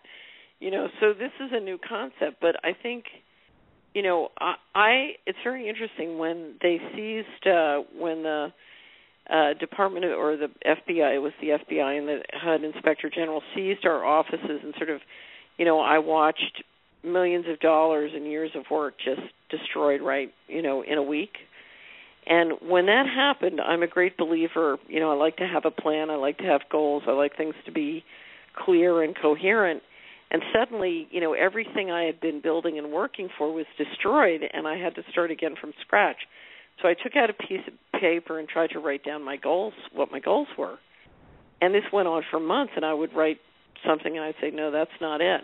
And finally I went to church, and we had a co-pastor who worked up a huge head of steam. I don't know about what, but she was really full of fire that day. And she said, she was kind of talking to the woman, and she said, honey, you don't need a house. You don't need a man. And she pointed, it felt like she was pointing right at me, and she said, you need to get in right relationship with the Lord. And I said, it's like a bomb went off in my head. I said, oh, that's what I need, because I'm in a situation which is too chaotic. I have too little information. I have to operate on faith. I don't need to worry about the whole thing. I just need to worry about what the boss asks me to do today. Amen. So I need to get in right relationship and stay in right relationship, and if I can do that, then I will find the pathway through. Yeah, and so many people today, especially in the church, are looking to exterior solutions for spiritual problems. And one of our guests, Steve Quayle, often says, there's no political solution to a spiritual problem. And that's, what we're going through today. And it's our minds that need to be reorganized to fit what the Lord has in store for us, not what we want, and trying to fit that in what the Lord wants for us. We need to look to Him first and foremost, because, I think it's a saying in AA or the 12-step groups is, you can't love somebody else until you learn to love yourself. It's right. The same thing with your plan on earth. You can't go against the current. If God wants you to do something and you're trying to do something else, it's not gonna be smooth. You're gonna have a rough time. But once you're doing the will of the Lord, things get much easier. And not many people pick up on that. We have a society that wants the fast, instant solution. What do they call it? The instant gratification. They want what they want now. I would love, personally, a fast, instant solution. Yeah, who wouldn't, But it's the trials that you go through that build your character and help, mold you to the people that you turn out to be. Well, here's the one thing I will say. If you look at, you and I both know, because you guys come from what I would describe as the enforcement line. If you got an army of 1,000 guys with machine gun up against, 100 guys who have water pistols, we know who's probably going to win, okay? Now, I don't always believe that, because the story of Gideon is my favorite story in the Bible. But the reality is, if you look at a person growing up in America and who isn't clued into what's going on, and you look at the firepower that is targeted at them, entrainment technology, subliminal programming, TV, media, sex, bad food, blah, blah, blah, blah, blah. To me it's amazing that any of these kids make it to 21 and turn out coherent. So if you look at the firepower that's turned on the average American to kind of corrupt their mind and their soul, it's pretty extraordinary. Indeed it is. You make a very good point. Yeah, and I've heard you talk about the various things, including but not limited to the GMO, and of course the war on farms, even, right. And how the fractured economy, the food supply, and of course you're big on homeschooling, and of course non-GMO food supply and such. And I've heard you talk about this. So, yeah, I'm amazed as well that all things considered, yeah, it's amazing that we're surviving. Go ahead. One of my favorite moments on the Solari Report, have you ever interviewed Dr. Gwen Scott? No. She's an expert. She's a nutritionist who's expert on the impact physically of chemtrails. just a brilliant, capable woman. And I did a debriefing or a pre-briefing of her before we did the Solari report, and I have to tell you, it was the single most depressing content I'd ever had to deal with.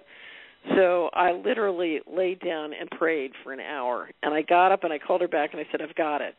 We're not going to talk about what chemtrails does to your body. We're going to talk about the 10 action steps you can take to deal with it, because it's too depressing to even talk about. We need to go immediately to action steps. And she listened and she said, well, that's all very well, nice and good, but you forgot the most important one. I said, what's that? She said, grace. If it wasn't for grace, if you look at everything that's going on, we should be dead, but we're not, so something else is happening. Very well said. Wow. And folks, definitely go to Catherine Austin Fitts' website, Solari.com. That's SOLARI.com. It's a hard link on HomelandSecurityUS.com on the right-hand side. And certainly, I would definitely sign up for the Solari report. There are various options there, as well as some interesting videos, including just the Taste of the Road Ahead, just Taste the Hero Edition, and so on. You know, you've got such a variety of content. I wanted to ask you before the close of this hour, what is contained exactly for the listeners who are not familiar with the Solari report? How would you describe it, and what's contained therein? Well, what we're interested in doing is looking across your whole balance sheet and income statement on an integrated basis. So it's a kind of a systems approach. And what we're interested in is helping you be successful according to what you say your purpose is. So I believe that each individual and each family is unique. And, you know, they serve a purpose. They have people and things that they love. And so I think everything has to organize around that. But what I'm trying to do is help you see the world on an integrated basis and then act across your balance sheet and income statement to make sure you're navigating this environment and are successful in this environment. So, and of course that takes us into looking at things. So most people are focused on finance, don't put as much stress as I do on health and sort of how you use your time, your habits, because I think it's, you know, if you look at where people get in trouble and lose money, it's because they don't make sure their mind is clear and healthy. They don't make sure their body is clean and healthy. They don't make sure their soul is clean and healthy. And those, you know, the failure to do that is how you get trapped and hooked on the money. So I'm a great believer that if you're going to avoid financial fraud, then you have to have a clear mind, and that means you have to have a clear body. And it's better to have a clear soul because, you know, that's part of what they hook you on is your own greed and sin. So anyway, True. So we look at things on a very integrated basis, and because I think in this, so for example, let me give you another example. If you look at the balance sheet and income statement of the average family, they've been intermediated. In other words, they go to work for the corporation, then they go to the corporate store and buy stuff, and then they go home, and because they're too tired to do something, they hire the corporation to come in. And basically, if you look at their income statement balance sheet, they've got intermediaries running up and down. And given that technology is changing the fundamental economics, it makes tremendous sense to re-engineer and, in many cases, disintermediate those players out of your balance sheet and income statement. So I'll never forget, I had a dear friend once who called me and said she constantly was complaining about the yields on her portfolio going down and her water bill going up. I said, this is really simple. Sell your stocks and build a well. Just disintermediate the players out of your balance sheet and income statement. And, of course, she was in a rural area, so it made tremendous economic sense for her to do. She did. Yeah, very interesting. She's probably healthier because she's consuming a lot less fluoride. So there you have it. So very true. Right. So that's an example where you need to look holistically, because the way we're operating is, you know, our health and our minds are very much related to what's happening in our money. And, I will tell you now, if your mind is not clear and you don't have a good map of what's going on, you're probably not going to make it through. When you say not make it through what's coming, I suspect is what you mean. And I mean, you're not going to make it through what's here. If you look at, for example, the statistics of people who are taking psychiatric drugs, many of whom probably don't need to be doing it, they're going to have more car accidents. They're going to have more health problems. I could go on and on. But if you can't see the risks you're navigating and your mind isn't clear to help you do it, then statistically you're just going to fall prey to more of those risks. Excellent advice. You know what, folks? What a wonderful conversation we're having with Catherine Austin Fitts. Just the combination of the whole life approach, the holistic approach, finances, spiritual health, physical health, all of this combined. It's not one thing; it's everything. And you know what? After I had published on our website that you were going to be a guest tonight, I must have received, I've got right now probably close to 4 dozen emails with different questions all over the board in terms of topic matter. People have heard you on other programs wanting your takes on different things, from current events, what's going on in Ukraine, and of course the Israel action against the terrorists in Gaza, and even your take on the precious metals. And I know that you had mentioned that earlier in one of your... And welcome back, ladies and gentlemen, to our third and final hour this Friday, July 18th edition of the Hagmann and Hagmann Report. One quick announcement before we jump back into the interview with our guest, Catherine Austin Fitts. Is on Sunday we will be joining Brother Marcus and his son Curtis on Pine Ridge Warriors from 9 to 11 p.m. Eastern Time. That's Pine Ridge Warriors right here on BTR with Brother Marcus and Curtis for 2 hours on Sunday night. And don't forget tomorrow to tune in to the weekend edition of the Hagmann and Hagmann Report with Sheila Zielinski, the Weekend Vigilante. Of course, our guest tomorrow night will be Tom Horn, and W Intelligence Insider, who, by the way, thanks Catherine Austin Fitts by his email here, is an absolute terrific guest, as does Wiley P., saying, fantastic show. Catherine Austin Fitts shows great courage and truth. Thank you, Wiley. Catherine, thank you for hanging with us. I've got a number of questions directed to you, and they're concerning a range of topics. Do you feel like entertaining a few of these? Sure. All right. The first question, and this is from Rebecca, from listening live, by the way, in Jerusalem. She had called in here recently. In fact, she had sent me an email recently during our showtime when she was listening to us in a fallout type shelter, which is during the hostilities. She wants to know what your thoughts are on the global economic ramifications of the current situation taking place in her area there in Israel and Gaza, and more than that, what you see taking place with respect to the entirety of the Israeli situation and the hostile neighborhood in which they reside. Right. So I am far from expert, so take everything I say with a big grain of salt.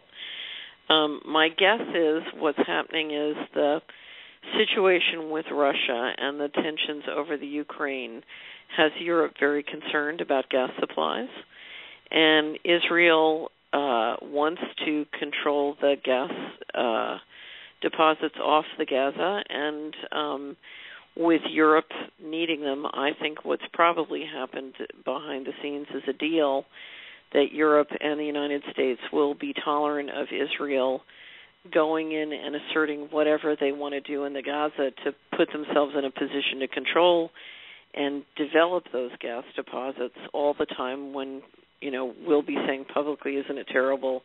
Don't do it. But I think a decision has been made to give Israel free hand to do what they wish in the Gaza, and while they're there are also water and land issues that will be dealt with. So to me, this is a bit of a resource war, and I think the genocide that's been occurring is going to get worse. So I don't think it's a pretty situation, and I think it's the problem is the powers that be have decided, okay, we're going to give Israel a free hand because we need the gas. So, yeah, wow. You're not seeing a very happy ending from all of this, just from your personal perspective, then. I think the Palestinians do not have the political support they need to be protected. I got you. Now, all right. The thing that can change that is, and here's the challenge. If you look at the politicians who are, making deals, and again, this is pure conjecture. I'm just looking at this and making a guess. If you look at the politicians who may be making those deals, they're facing elections where everybody's screaming at them about rising gas prices and rising food prices. So, the resource wars come back to us, and it's the red button problem. Very well said, and nicely done, too, on that. Nicely tied back to that. Very good. Okay. And moving along here, again, because I've got about 2 pages of questions, and we're never going to get to all these questions, folks. It just kind of a heads up there. Vicki from New Hampshire, in light of the most recent events involving Flight 17, Malaysian Flight 17, and I'm paraphrasing here, and the current events in Ukraine, well, let me distill this down. She ultimately wants to know, could this be about energy, more about energy and, as in your word just now, resources, than about anything else? Well, the battle over the Ukraine, and remember this really heated up when the Ukraine, who'd agreed to step into the European Union or to take the first step, switch it and said, no, we won't, with Russia offering more. So a lot of this is about where sort of, is that turf under the European umbrella or under the Russian umbrella? So if you look at what the Ukraine is, it's a couple of things. It's clearly, if you look at their role in the pipelines and energy, it's very, very important. So it's part of the oil and gas and pipeline issue, but it's also an enormous breadbasket. So it's both, to me, the Ukraine is both food and energy. But it's also where the dance of trying to keep Germany in the European fold and the Chinese and Russians from kind of getting together and ganging up on us. Remember, if the Russians, the Chinese, and the Germans should ever get together, then the United States is really going to have a problem. So it's part of a dance that's been going on for quite some time. But to me, this is about both energy and food, and it was simply unfortunate the way the Ukraine, sort of played its card because it made a mess and got the thing going. There's one point to stress about the Ukraine, which I think is very important and very rarely discussed, and that is when the wall came down, you had Poland, Russia, and the Ukraine all having a per capita income of about $5,000 a year. I think a year or two ago, Poland and Russia was at about $20,000 per person, and the Ukraine was still at about $5,000 or $6,000. And what happens is when a territory doesn't develop on its own, the powers that be go in and it's kind of a use it or lose it situation. And so I think you had a country that hadn't grown with Poland and Russia and the rest of the bloc, and so were easily picked over by a lot of corporate and private interests, and now you've got a mess. Yeah, a mess indeed.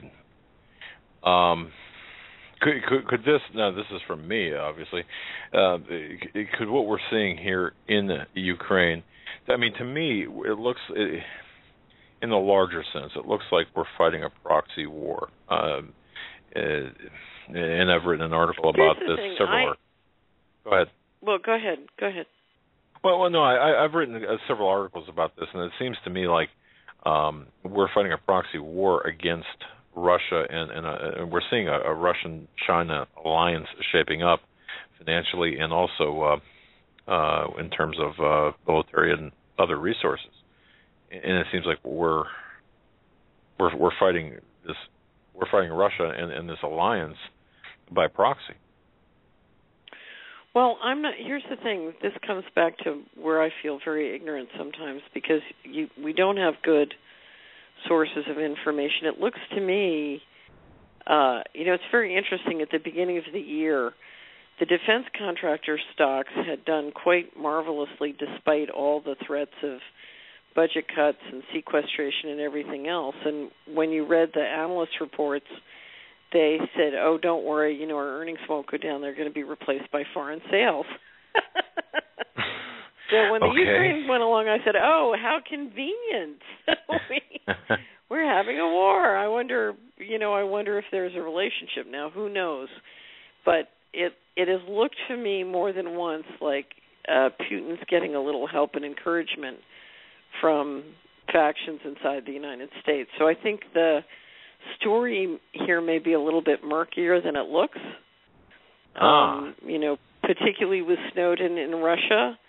Snowden, in my mind, could never have gotten to where he got without some help from the United States, whether he's consciously aware of it or not. And so I think there's a more complex story going on.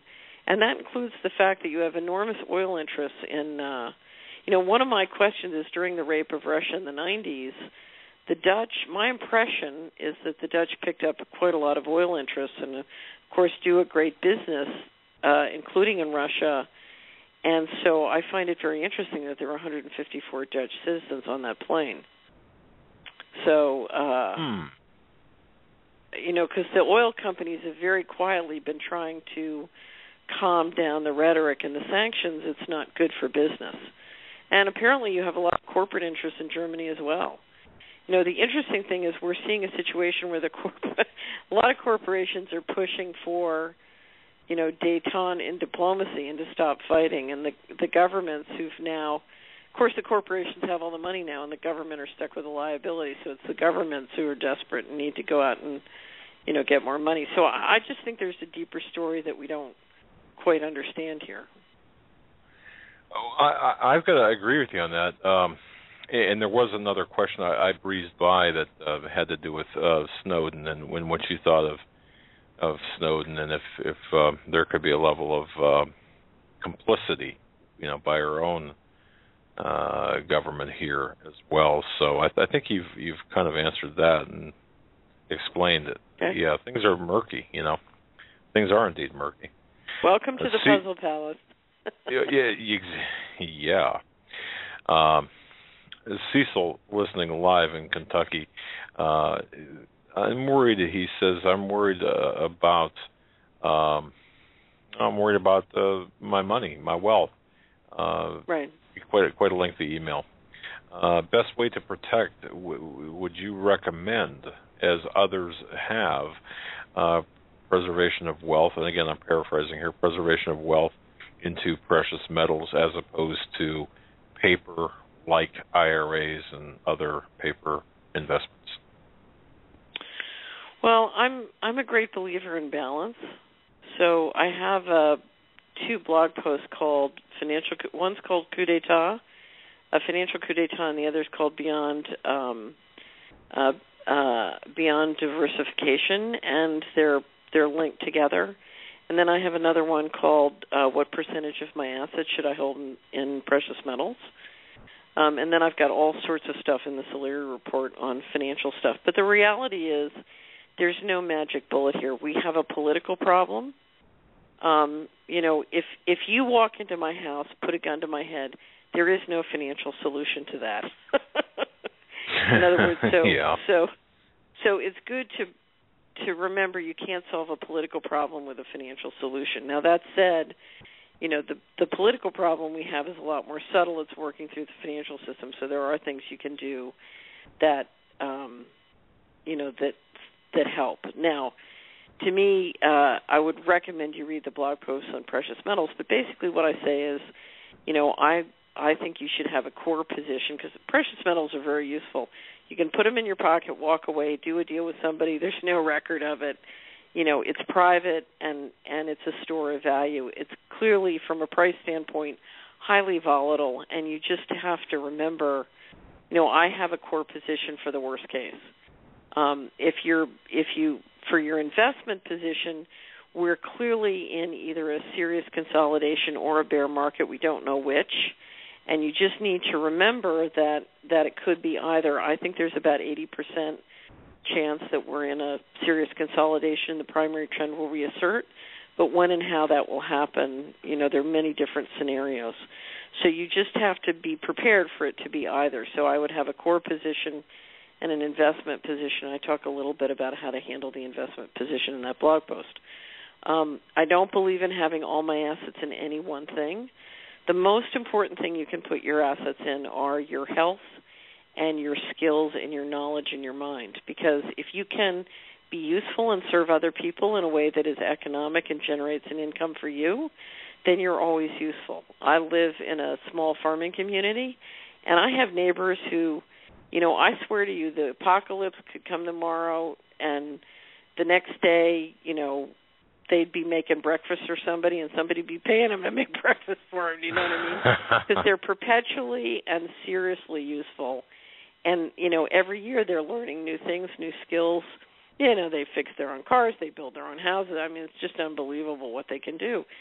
So I think we need to serve other people, and we need to serve them in ways that are economically productive for them and us. So protect your house, build your skills, do all of that. Okay, then go through your balance sheet and income statement and say, where is it economic and energizing me for me to do more for myself? As I said, sell the stock and build the well. So the more you can not be dependent on services where inflation could kick up or costs could kick up and whack you is good. And then from then on, I would have my investments in a balance of things, some of which would be securities, and depending on your skills and network, some of which would be, real estate or private equity, but in assets that make sense to you, that you understand. One of the reasons I never owned Enron stock was I couldn't figure out what in the world they did. And I thought they were a bunch of scummy people. So, I don't invest in people who I think are scummy, and I try and stay in assets I understand that I think are doing something useful and will be doing something useful, 10 years from now. So wow. Simple as that. Yeah. It's all very simple. If you go back and you look at the old families that have managed intergenerational wealth through centuries, these are all the practices and rules they follow, and I describe them in some of that blog post. If I had one book I would recommend to you to read on protecting your wealth in this environment, it's a book by James Hughes Jr. It's called Family Wealth, and it's about how to turn your family into a conspiracy that helps each other be successful. The greatest risk management entity ever created is not the corporation; it's the family. And the reality is, if families start to conspire together to really help each other succeed. The frightening thing in American culture is whether it's TV or all sorts of other things, they're teaching people how to denigrate each other and themselves and tear each other down. And there's nothing worse than to see a family that tears each other down as opposed to a family that conspires to really help each other be successful. And Family Wealth is a great book with lots of great ideas about how to start to think about how to do that. Hughes is a very successful, prominent attorney who advises wealthy families on how to keep wealth. But what's interesting is if you look at all the technology he lays out about how wealthy families can stay wealthy, it's the same technology to help families get wealthy. Very good. Very good. Wow. Okay. I'm sorry. The name of that book again is Family Wealth by James Hughes. Family Wealth by James Hughes. we're building a virtual library here of recommended works. Family Wealth by James Hughes. That's a great one. Another one you have to get is Deep Survival by Lawrence Gonzalez. Okay. Both of those, Deep in fact, Survival. did interviews on the Solari Report. Great interviews. All right, very good. I appreciate the recommendations. Lily from San Bernardino wants to know your thoughts on the German gold repatriation. Yeah, Germany recently made one of their gold back from the U.S. Federal Reserve, and I think they received 10% of their gold, and then there was a report that 45% of the gold that the Fed was holding for Germany has been missing, or is missing. Here's the reality. I spent a lot of time trying to figure out what the total global gold inventory was, where it is, and how it's managed. And it's one of those things that I believe, we don't know. The facts are not available, and at this point, I don't believe a word of the official statistics. The reality is, after World War II, the people who lost just happened to wake up and find all their gold, down at the Federal Reserve, being held, quote unquote, for them, not to mention all the loot that got put in the hidden stores and created the hidden system of finance. So their gold ended up, either in the United States or under the control of the United States. Now the question is, how much of that has disappeared back, as a result of the trade deficit and all the things we know about the shenanigans of the U.S. financing, and the reality is we don't know. So the one question I have is, we saw gold rise from 2000 to 2011, and then suddenly smash down. If you look at the large gold ETF, GLD, ticker symbol GLD, it built up a huge inventory, and suddenly it slammed down. I took one look at it, and I said, did we just do a trade for the moon? What was that? Well, think about it. I mean, when you do a huge deal in finance, you have to inventory, you have to stockpile and build. It's always pretty tricky to build some huge inventory. So, did we stockpile that gold and move it into, the central banks around the world so we could auger in a new digital currency? Did we buy the moon? I don't know what the story was. I think you can waste the one thing you cannot afford to do in this environment is to waste time on, I'll give you an example. The average American watches 2 hours and 46 minutes of TV, according to the latest article in the Wall Street Journal about 4 weeks ago. It's up 10 minutes 10 minutes per American since last year. So that turns out, if you multiply out the minutes, that's 1,000 hours a year, which is 50% of a federal staff year. So, but then if you look at how much time we all spend on the Internet chasing down the conjecture of adult fairy tales, like where'd the gold really go? That's another way we lose enormous amounts of time. And I think it's very important in situations like this to say, something, we don't know.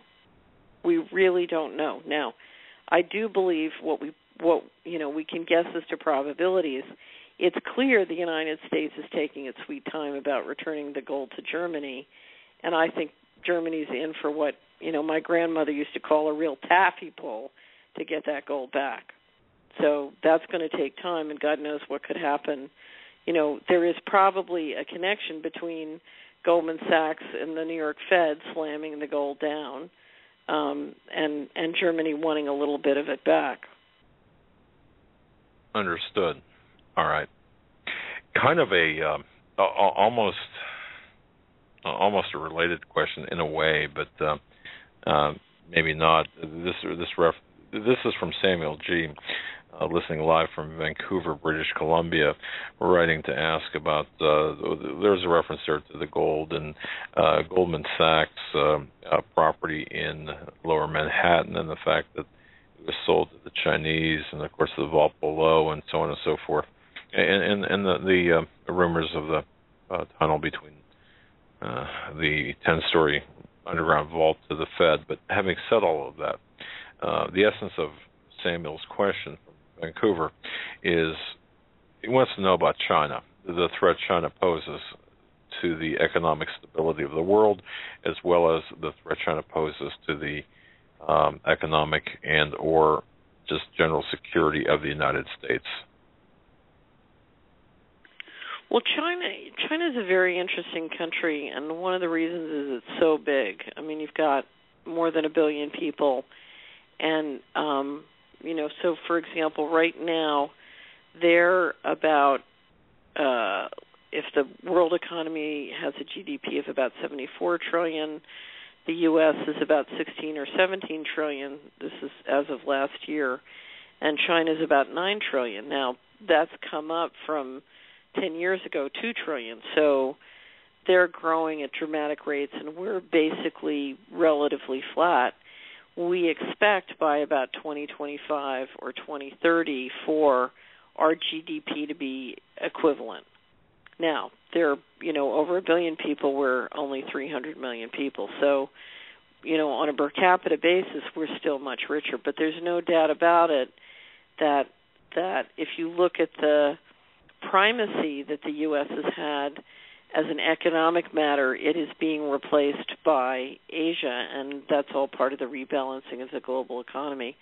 It's not bad or good, it just is. Now, if you look at the false prosperity that we've had for the last 10 to 15 years, that was engineered with Chinese productivity, and with that Chinese productivity generating the cash that was used to finance the debt we used to engineer the false prosperity. If you want to understand China and our relationship with China and the opportunity to have that relationship go in a healthy way, I cannot recommend more highly what I consider to be sort of the top business economic book of the year, which is Unbalanced by Steve Roach at Yale, who used to be vice chairman for Morgan Stanley in Asia, having been for almost 30 years Morgan Stanley's chief economist, and the one person on Wall Street who kept warning about the fragility in the financial system and the fact that a financial crisis could happen. So don't ever say that somebody didn't warn you. One of the top Wall Street economists did warn and warn and warn, and he's now written a fantastic book about what the issues are with China and how we could rebalance out of them. If you look at our society, we have a very high consumption rate in our society. They have a very high productivity rate. They're going to have to raise their consumption. We're going to have to lower ours and raise our productivity.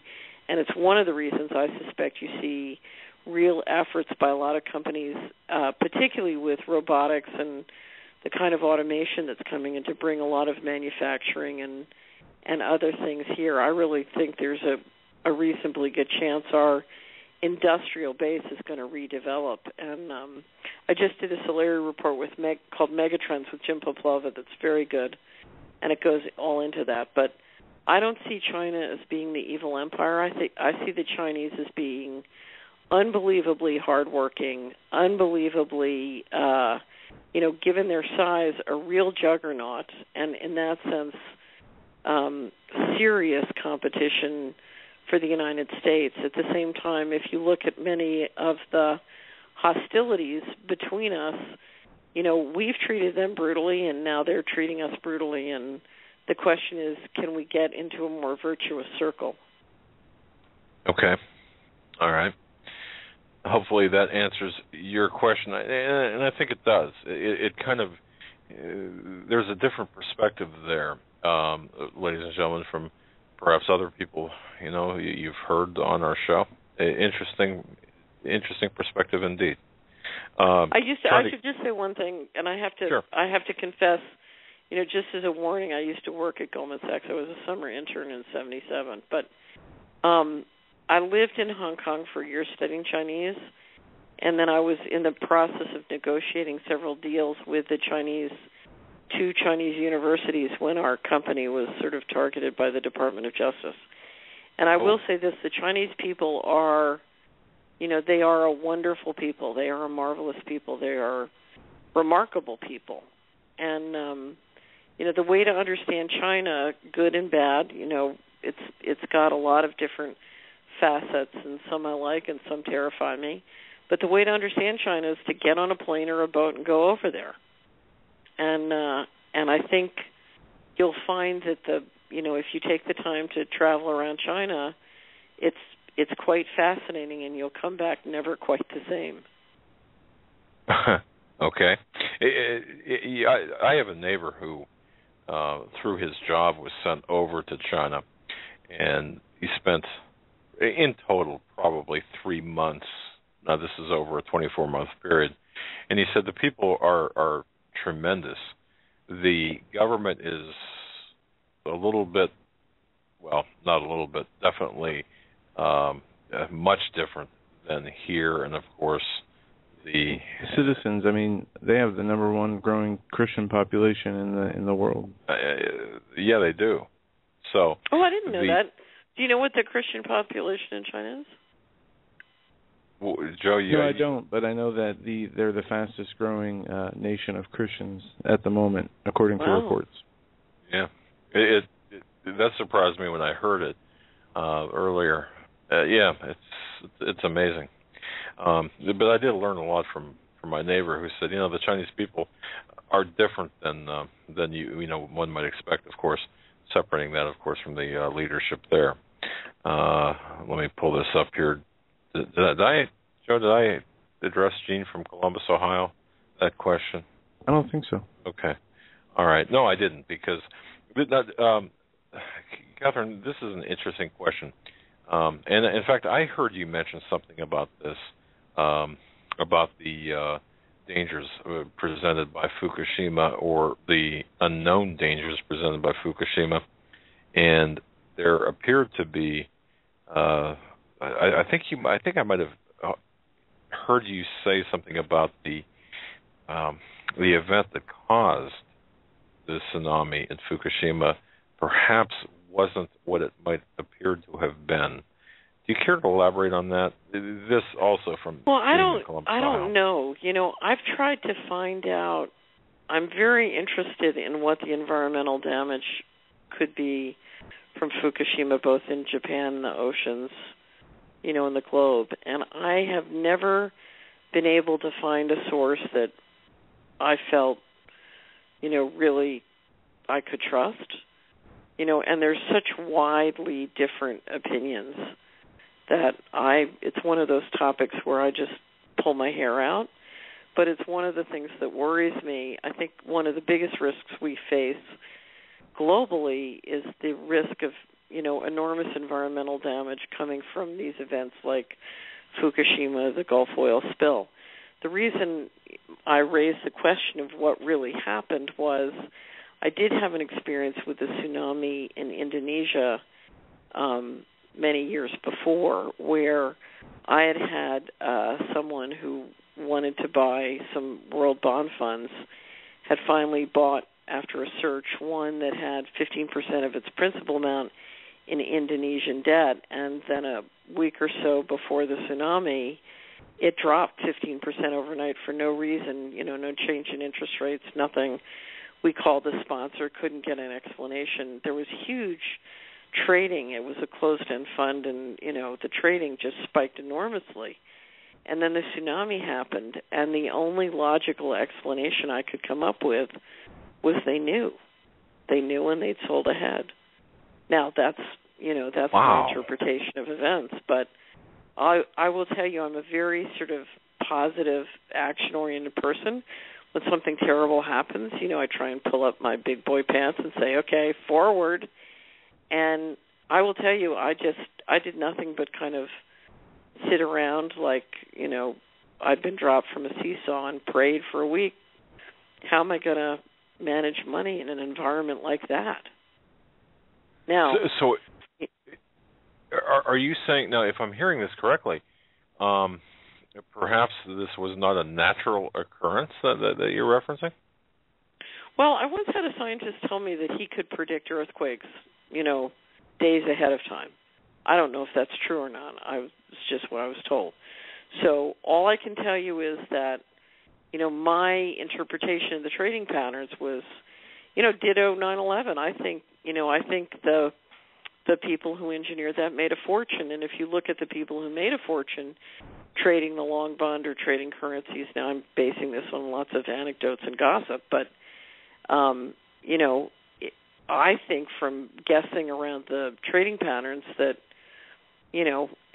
they certainly weren't Muslims, I'll tell you that, because they didn't have the financial clout and access to trade that way. So, the reality is these events get traded, and a covert operation, to the extent that it can get traded in the markets, is going to be the basis of huge profit if it's something that can move the markets.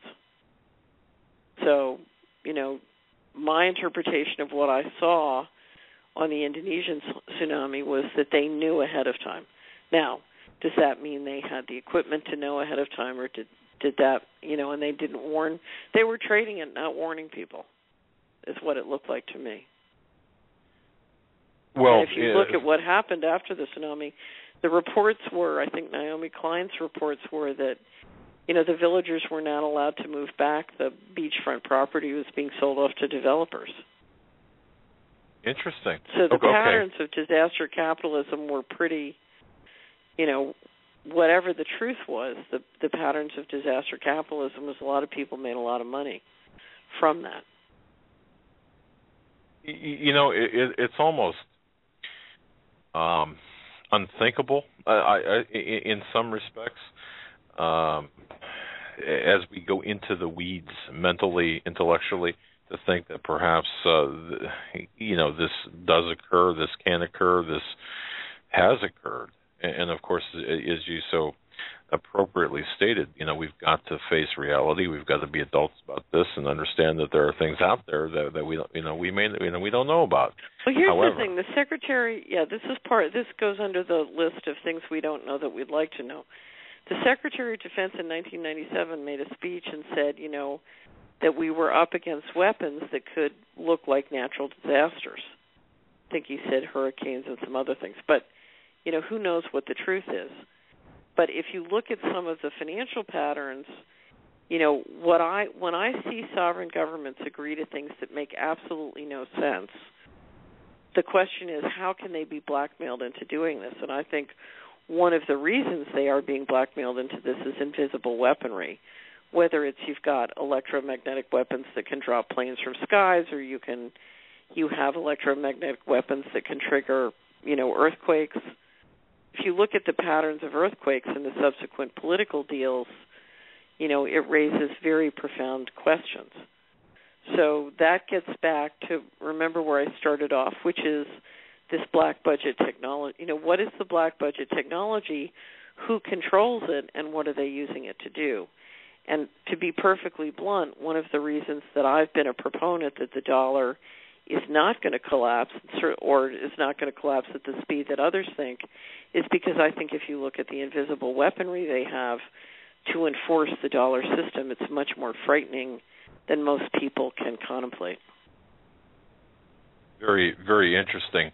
And it does take a lot of grit, for lack of a better adjective, for you to come out and say that. A lot of people would shy away from questions like that. And again, we have to put our adult clothes on and understand that there's a whole nother world out there. And I have heard you speak on the asymmetrical war. That there are wars that exist right now that don't consist of bullets and bombs, but certainly they're just as covert, just as effective as bombs and bullets. So, okay, that works for me. One last question here, I promise. You've been so kind and generous with your time. I've been tracking this down now for a number of years, and I have not had a reasonably good explanation for this. Now, I don't know what your level of knowledge might be. Back in 2009, June 3rd of 2009 to be exact, it appears to me that there was an attempted attack on either an attempted attack on our economy or an unprecedented or or a criminal conspiracy, I should say, involving the United States Treasury, the Federal Reserve. Here's what happened, and this has been verified through foreign press reports. $134.5 billion in U.S. government bearer bonds, which, by the way, at that time happened to be the exact amount remaining in the U.S. TARP program, as announced by the Department of Treasury back in March of the same year. Let's see here. How can I phrase this? $134.5 billion in U.S. government bearer bonds were attempted to be smuggled across. Let me see here, into Switzerland, I believe it is. Let me check my notation here. There were two unidentified Japanese nationals illegally crossing the border into Italy. Or from Italy into Switzerland, carrying $134.5 billion in U.S. government bearer bonds and a false bottom briefcase. Have you heard about this? Did you hear about this? Yes. Okay. Can you clear this up for me, man? I've been chasing my tail on this for a long time. This is one of those shaggy dog stories that you're never, I shouldn't say never, because we're always willing to get to the bottom of things, but we don't have the information we need to get to the bottom. I will say this: if you look at the hidden system of finance, it's perfectly possible, and you also look at what I suspect to be an enormous amount of treasury and other securities that were issued either off balance sheet or, I would argue, illegally. You have enormous amounts of funny paper floating around, and the holders have every reason to believe that they have a legitimate debt of somebody or something or some government, but at the other time it's not going to be officially recognized, and you've got a real problem trading it. So the hidden system of finance, like the overt system of finance, has exploded, and I suspect that those bonds were connected to that paper. And, it just is, as the Germans are trying to make good on their gold, somebody was trying to make good on their paper. And the reality is, if you look at the level of collateral fraud within the fixed income markets, can I just tell a story? Do we have time for a story? Oh, sure, go ahead. Okay. So this is an example of where we are and the collateral fraud. I was, when I was running Hamilton Securities Group, I had an employee who had worked for the senator, was very high up on the Senate Finance Committee, and she came to me and said, the senator's office wants you to talk to this very important mortgage banker from New York. And I was very busy, but I said, okay, I'll talk to this guy. So I have this meeting. This guy comes in, and he's very serious, and he sits down with this huge stack of paper, and he says, my family's been in the mortgage banking business for 3 generations, and our core competency is we keep a record of all FHA mortgage insurance, and these new financial statements that HUD has just issued, as required by law starting in 1995, is there's been a terrible mistake because they say there's $400 billion of mortgage insurance outstanding, and I assure you that the reality is many multiples of that. Now, I thought the guy was nuts because what he was saying was that the U.S. Treasury, the New York Fed member banks, and the Department of Justice were engaged in massive securities fraud in the trillions of dollars. I thought the guy was nuts. So he said, I brought a copy of your database. I said, no, you keep it, and I got him out of the office as fast as possible and went back to work. That took me many years later and, getting into the bailouts, but I realized, he was right. So here's the problem. You have at the heart of the financial system, we've issued far more paper than there are, so there are more mortgages than there are houses, or there were until the Fed had its quantitative easing shredding party and the Treasury had their shredding party. But, we have this kind of funny float in the financial system. There was one point where the Financial Times wrote an article saying foreigners say that we owe them $2.7 trillion more than we say we owe them. There's a big missing hole in the balance sheet. So you have these anomalies, and I have no idea, where this one fits in, but I suspect it's part of that story. Very, very interesting story, and thank you for sharing that, because now I won't be blooding my head on the side of the are on the wall here trying to really make sense of it. I think you did a very fine job in exemplifying what's taking place. In the final moments here, anything that you have to say that we haven't covered, or you'd like to say that we haven't covered, perhaps, or covered completely here in the next few minutes? Here's the thing: when we get into, you and I walk around in a world that is, we walk around in the official reality, but there are other, parallel realities that we're talking about. So it's a little bit like Disney World. There's the world above the ground, and then there's the world below the ground, kind of manipulating and creating the world above the ground. And so there are these different kinds of realities, and that's going on at the same time we have cultures all over the world getting on smartphones and suddenly connecting and colliding with each other. So you can really get a headache in the, in sort of the cultural shock of it all. And I think if I had to leave everyone with any message, it's really important in this environment to stay grounded and to stay practical. It's one of the reasons I live in a farming community.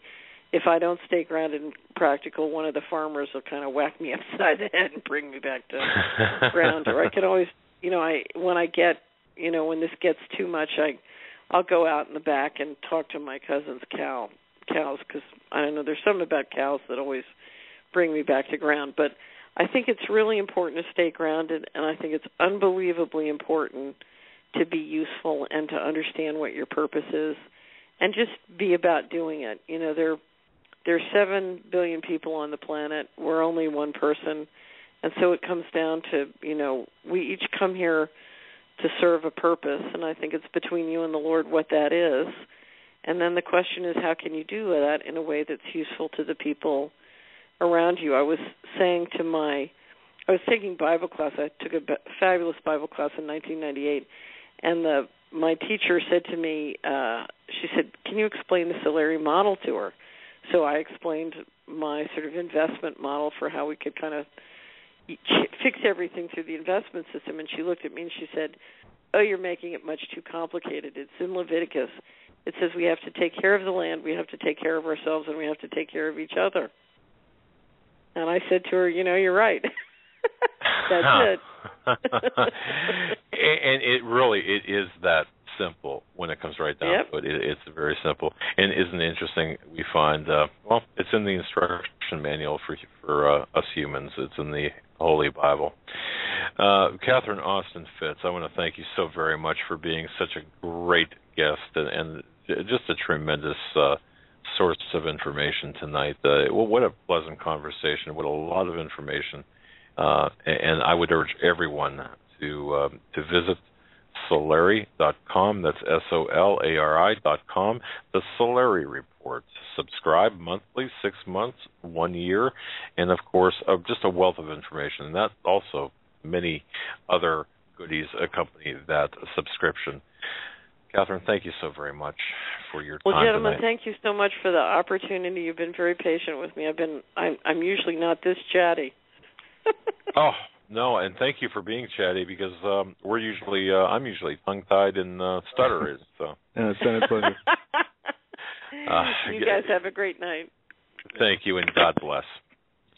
That was Catherine Austin Fitts, folks. What a tremendous lady, really. And it gives you, folks, a different perspective, doesn't it? A different perspective. Does that mean, for example, V is incorrect? No. Does that mean Jim Willey, Jim Sinclair, Gerald Saleni, they're incorrect? No. It's a different perspective. It's from all angles. And by the way, she does agree with some of them, too. So, yeah. Now, in the closing moments of the show, we have Chance, the owner of the owner of American Survival Wholesale, on the line. We're going to go to him now. Chance. Blessings, Doug and Joe. How are you guys tonight? Very well. And ladies and gentlemen, the owner of AmericanSurvivalWholesale.com, that's AmericanSurvivalWholesale.com, Christian-owned, veteran-owned. This is the man behind the name AmericanSurvivalWholesale.com. There. Tonight I would just like to share a poem by Helen Steiner Rice called The Bend in the Road. And this poem is for everyone out there that needs an encouraging word, and for all of our veterans, our brethren out there who are dealing with the VA, who are hurting and who are in pain and need an encouraging word as well. Sometimes the road of life seems long as we travel through the years. And with a heart that's broken and eyes brim full of tears, we falter in our weariness and sink beside the way. But God leans down and whispers, "Child, there'll be another day, and the road will grow much smoother and much easier to face. So do not be disheartened. This is just a resting place. When you feel you've got nothing left to give, when you're sure that the song has ended, when the day seems over and the shadows fall and the darkness of night has descended, where can you go to find the strength to valiantly keep on trying? Where can you find the hand that will dry the tears the heart is crying? There is but one place to go, and that is to God.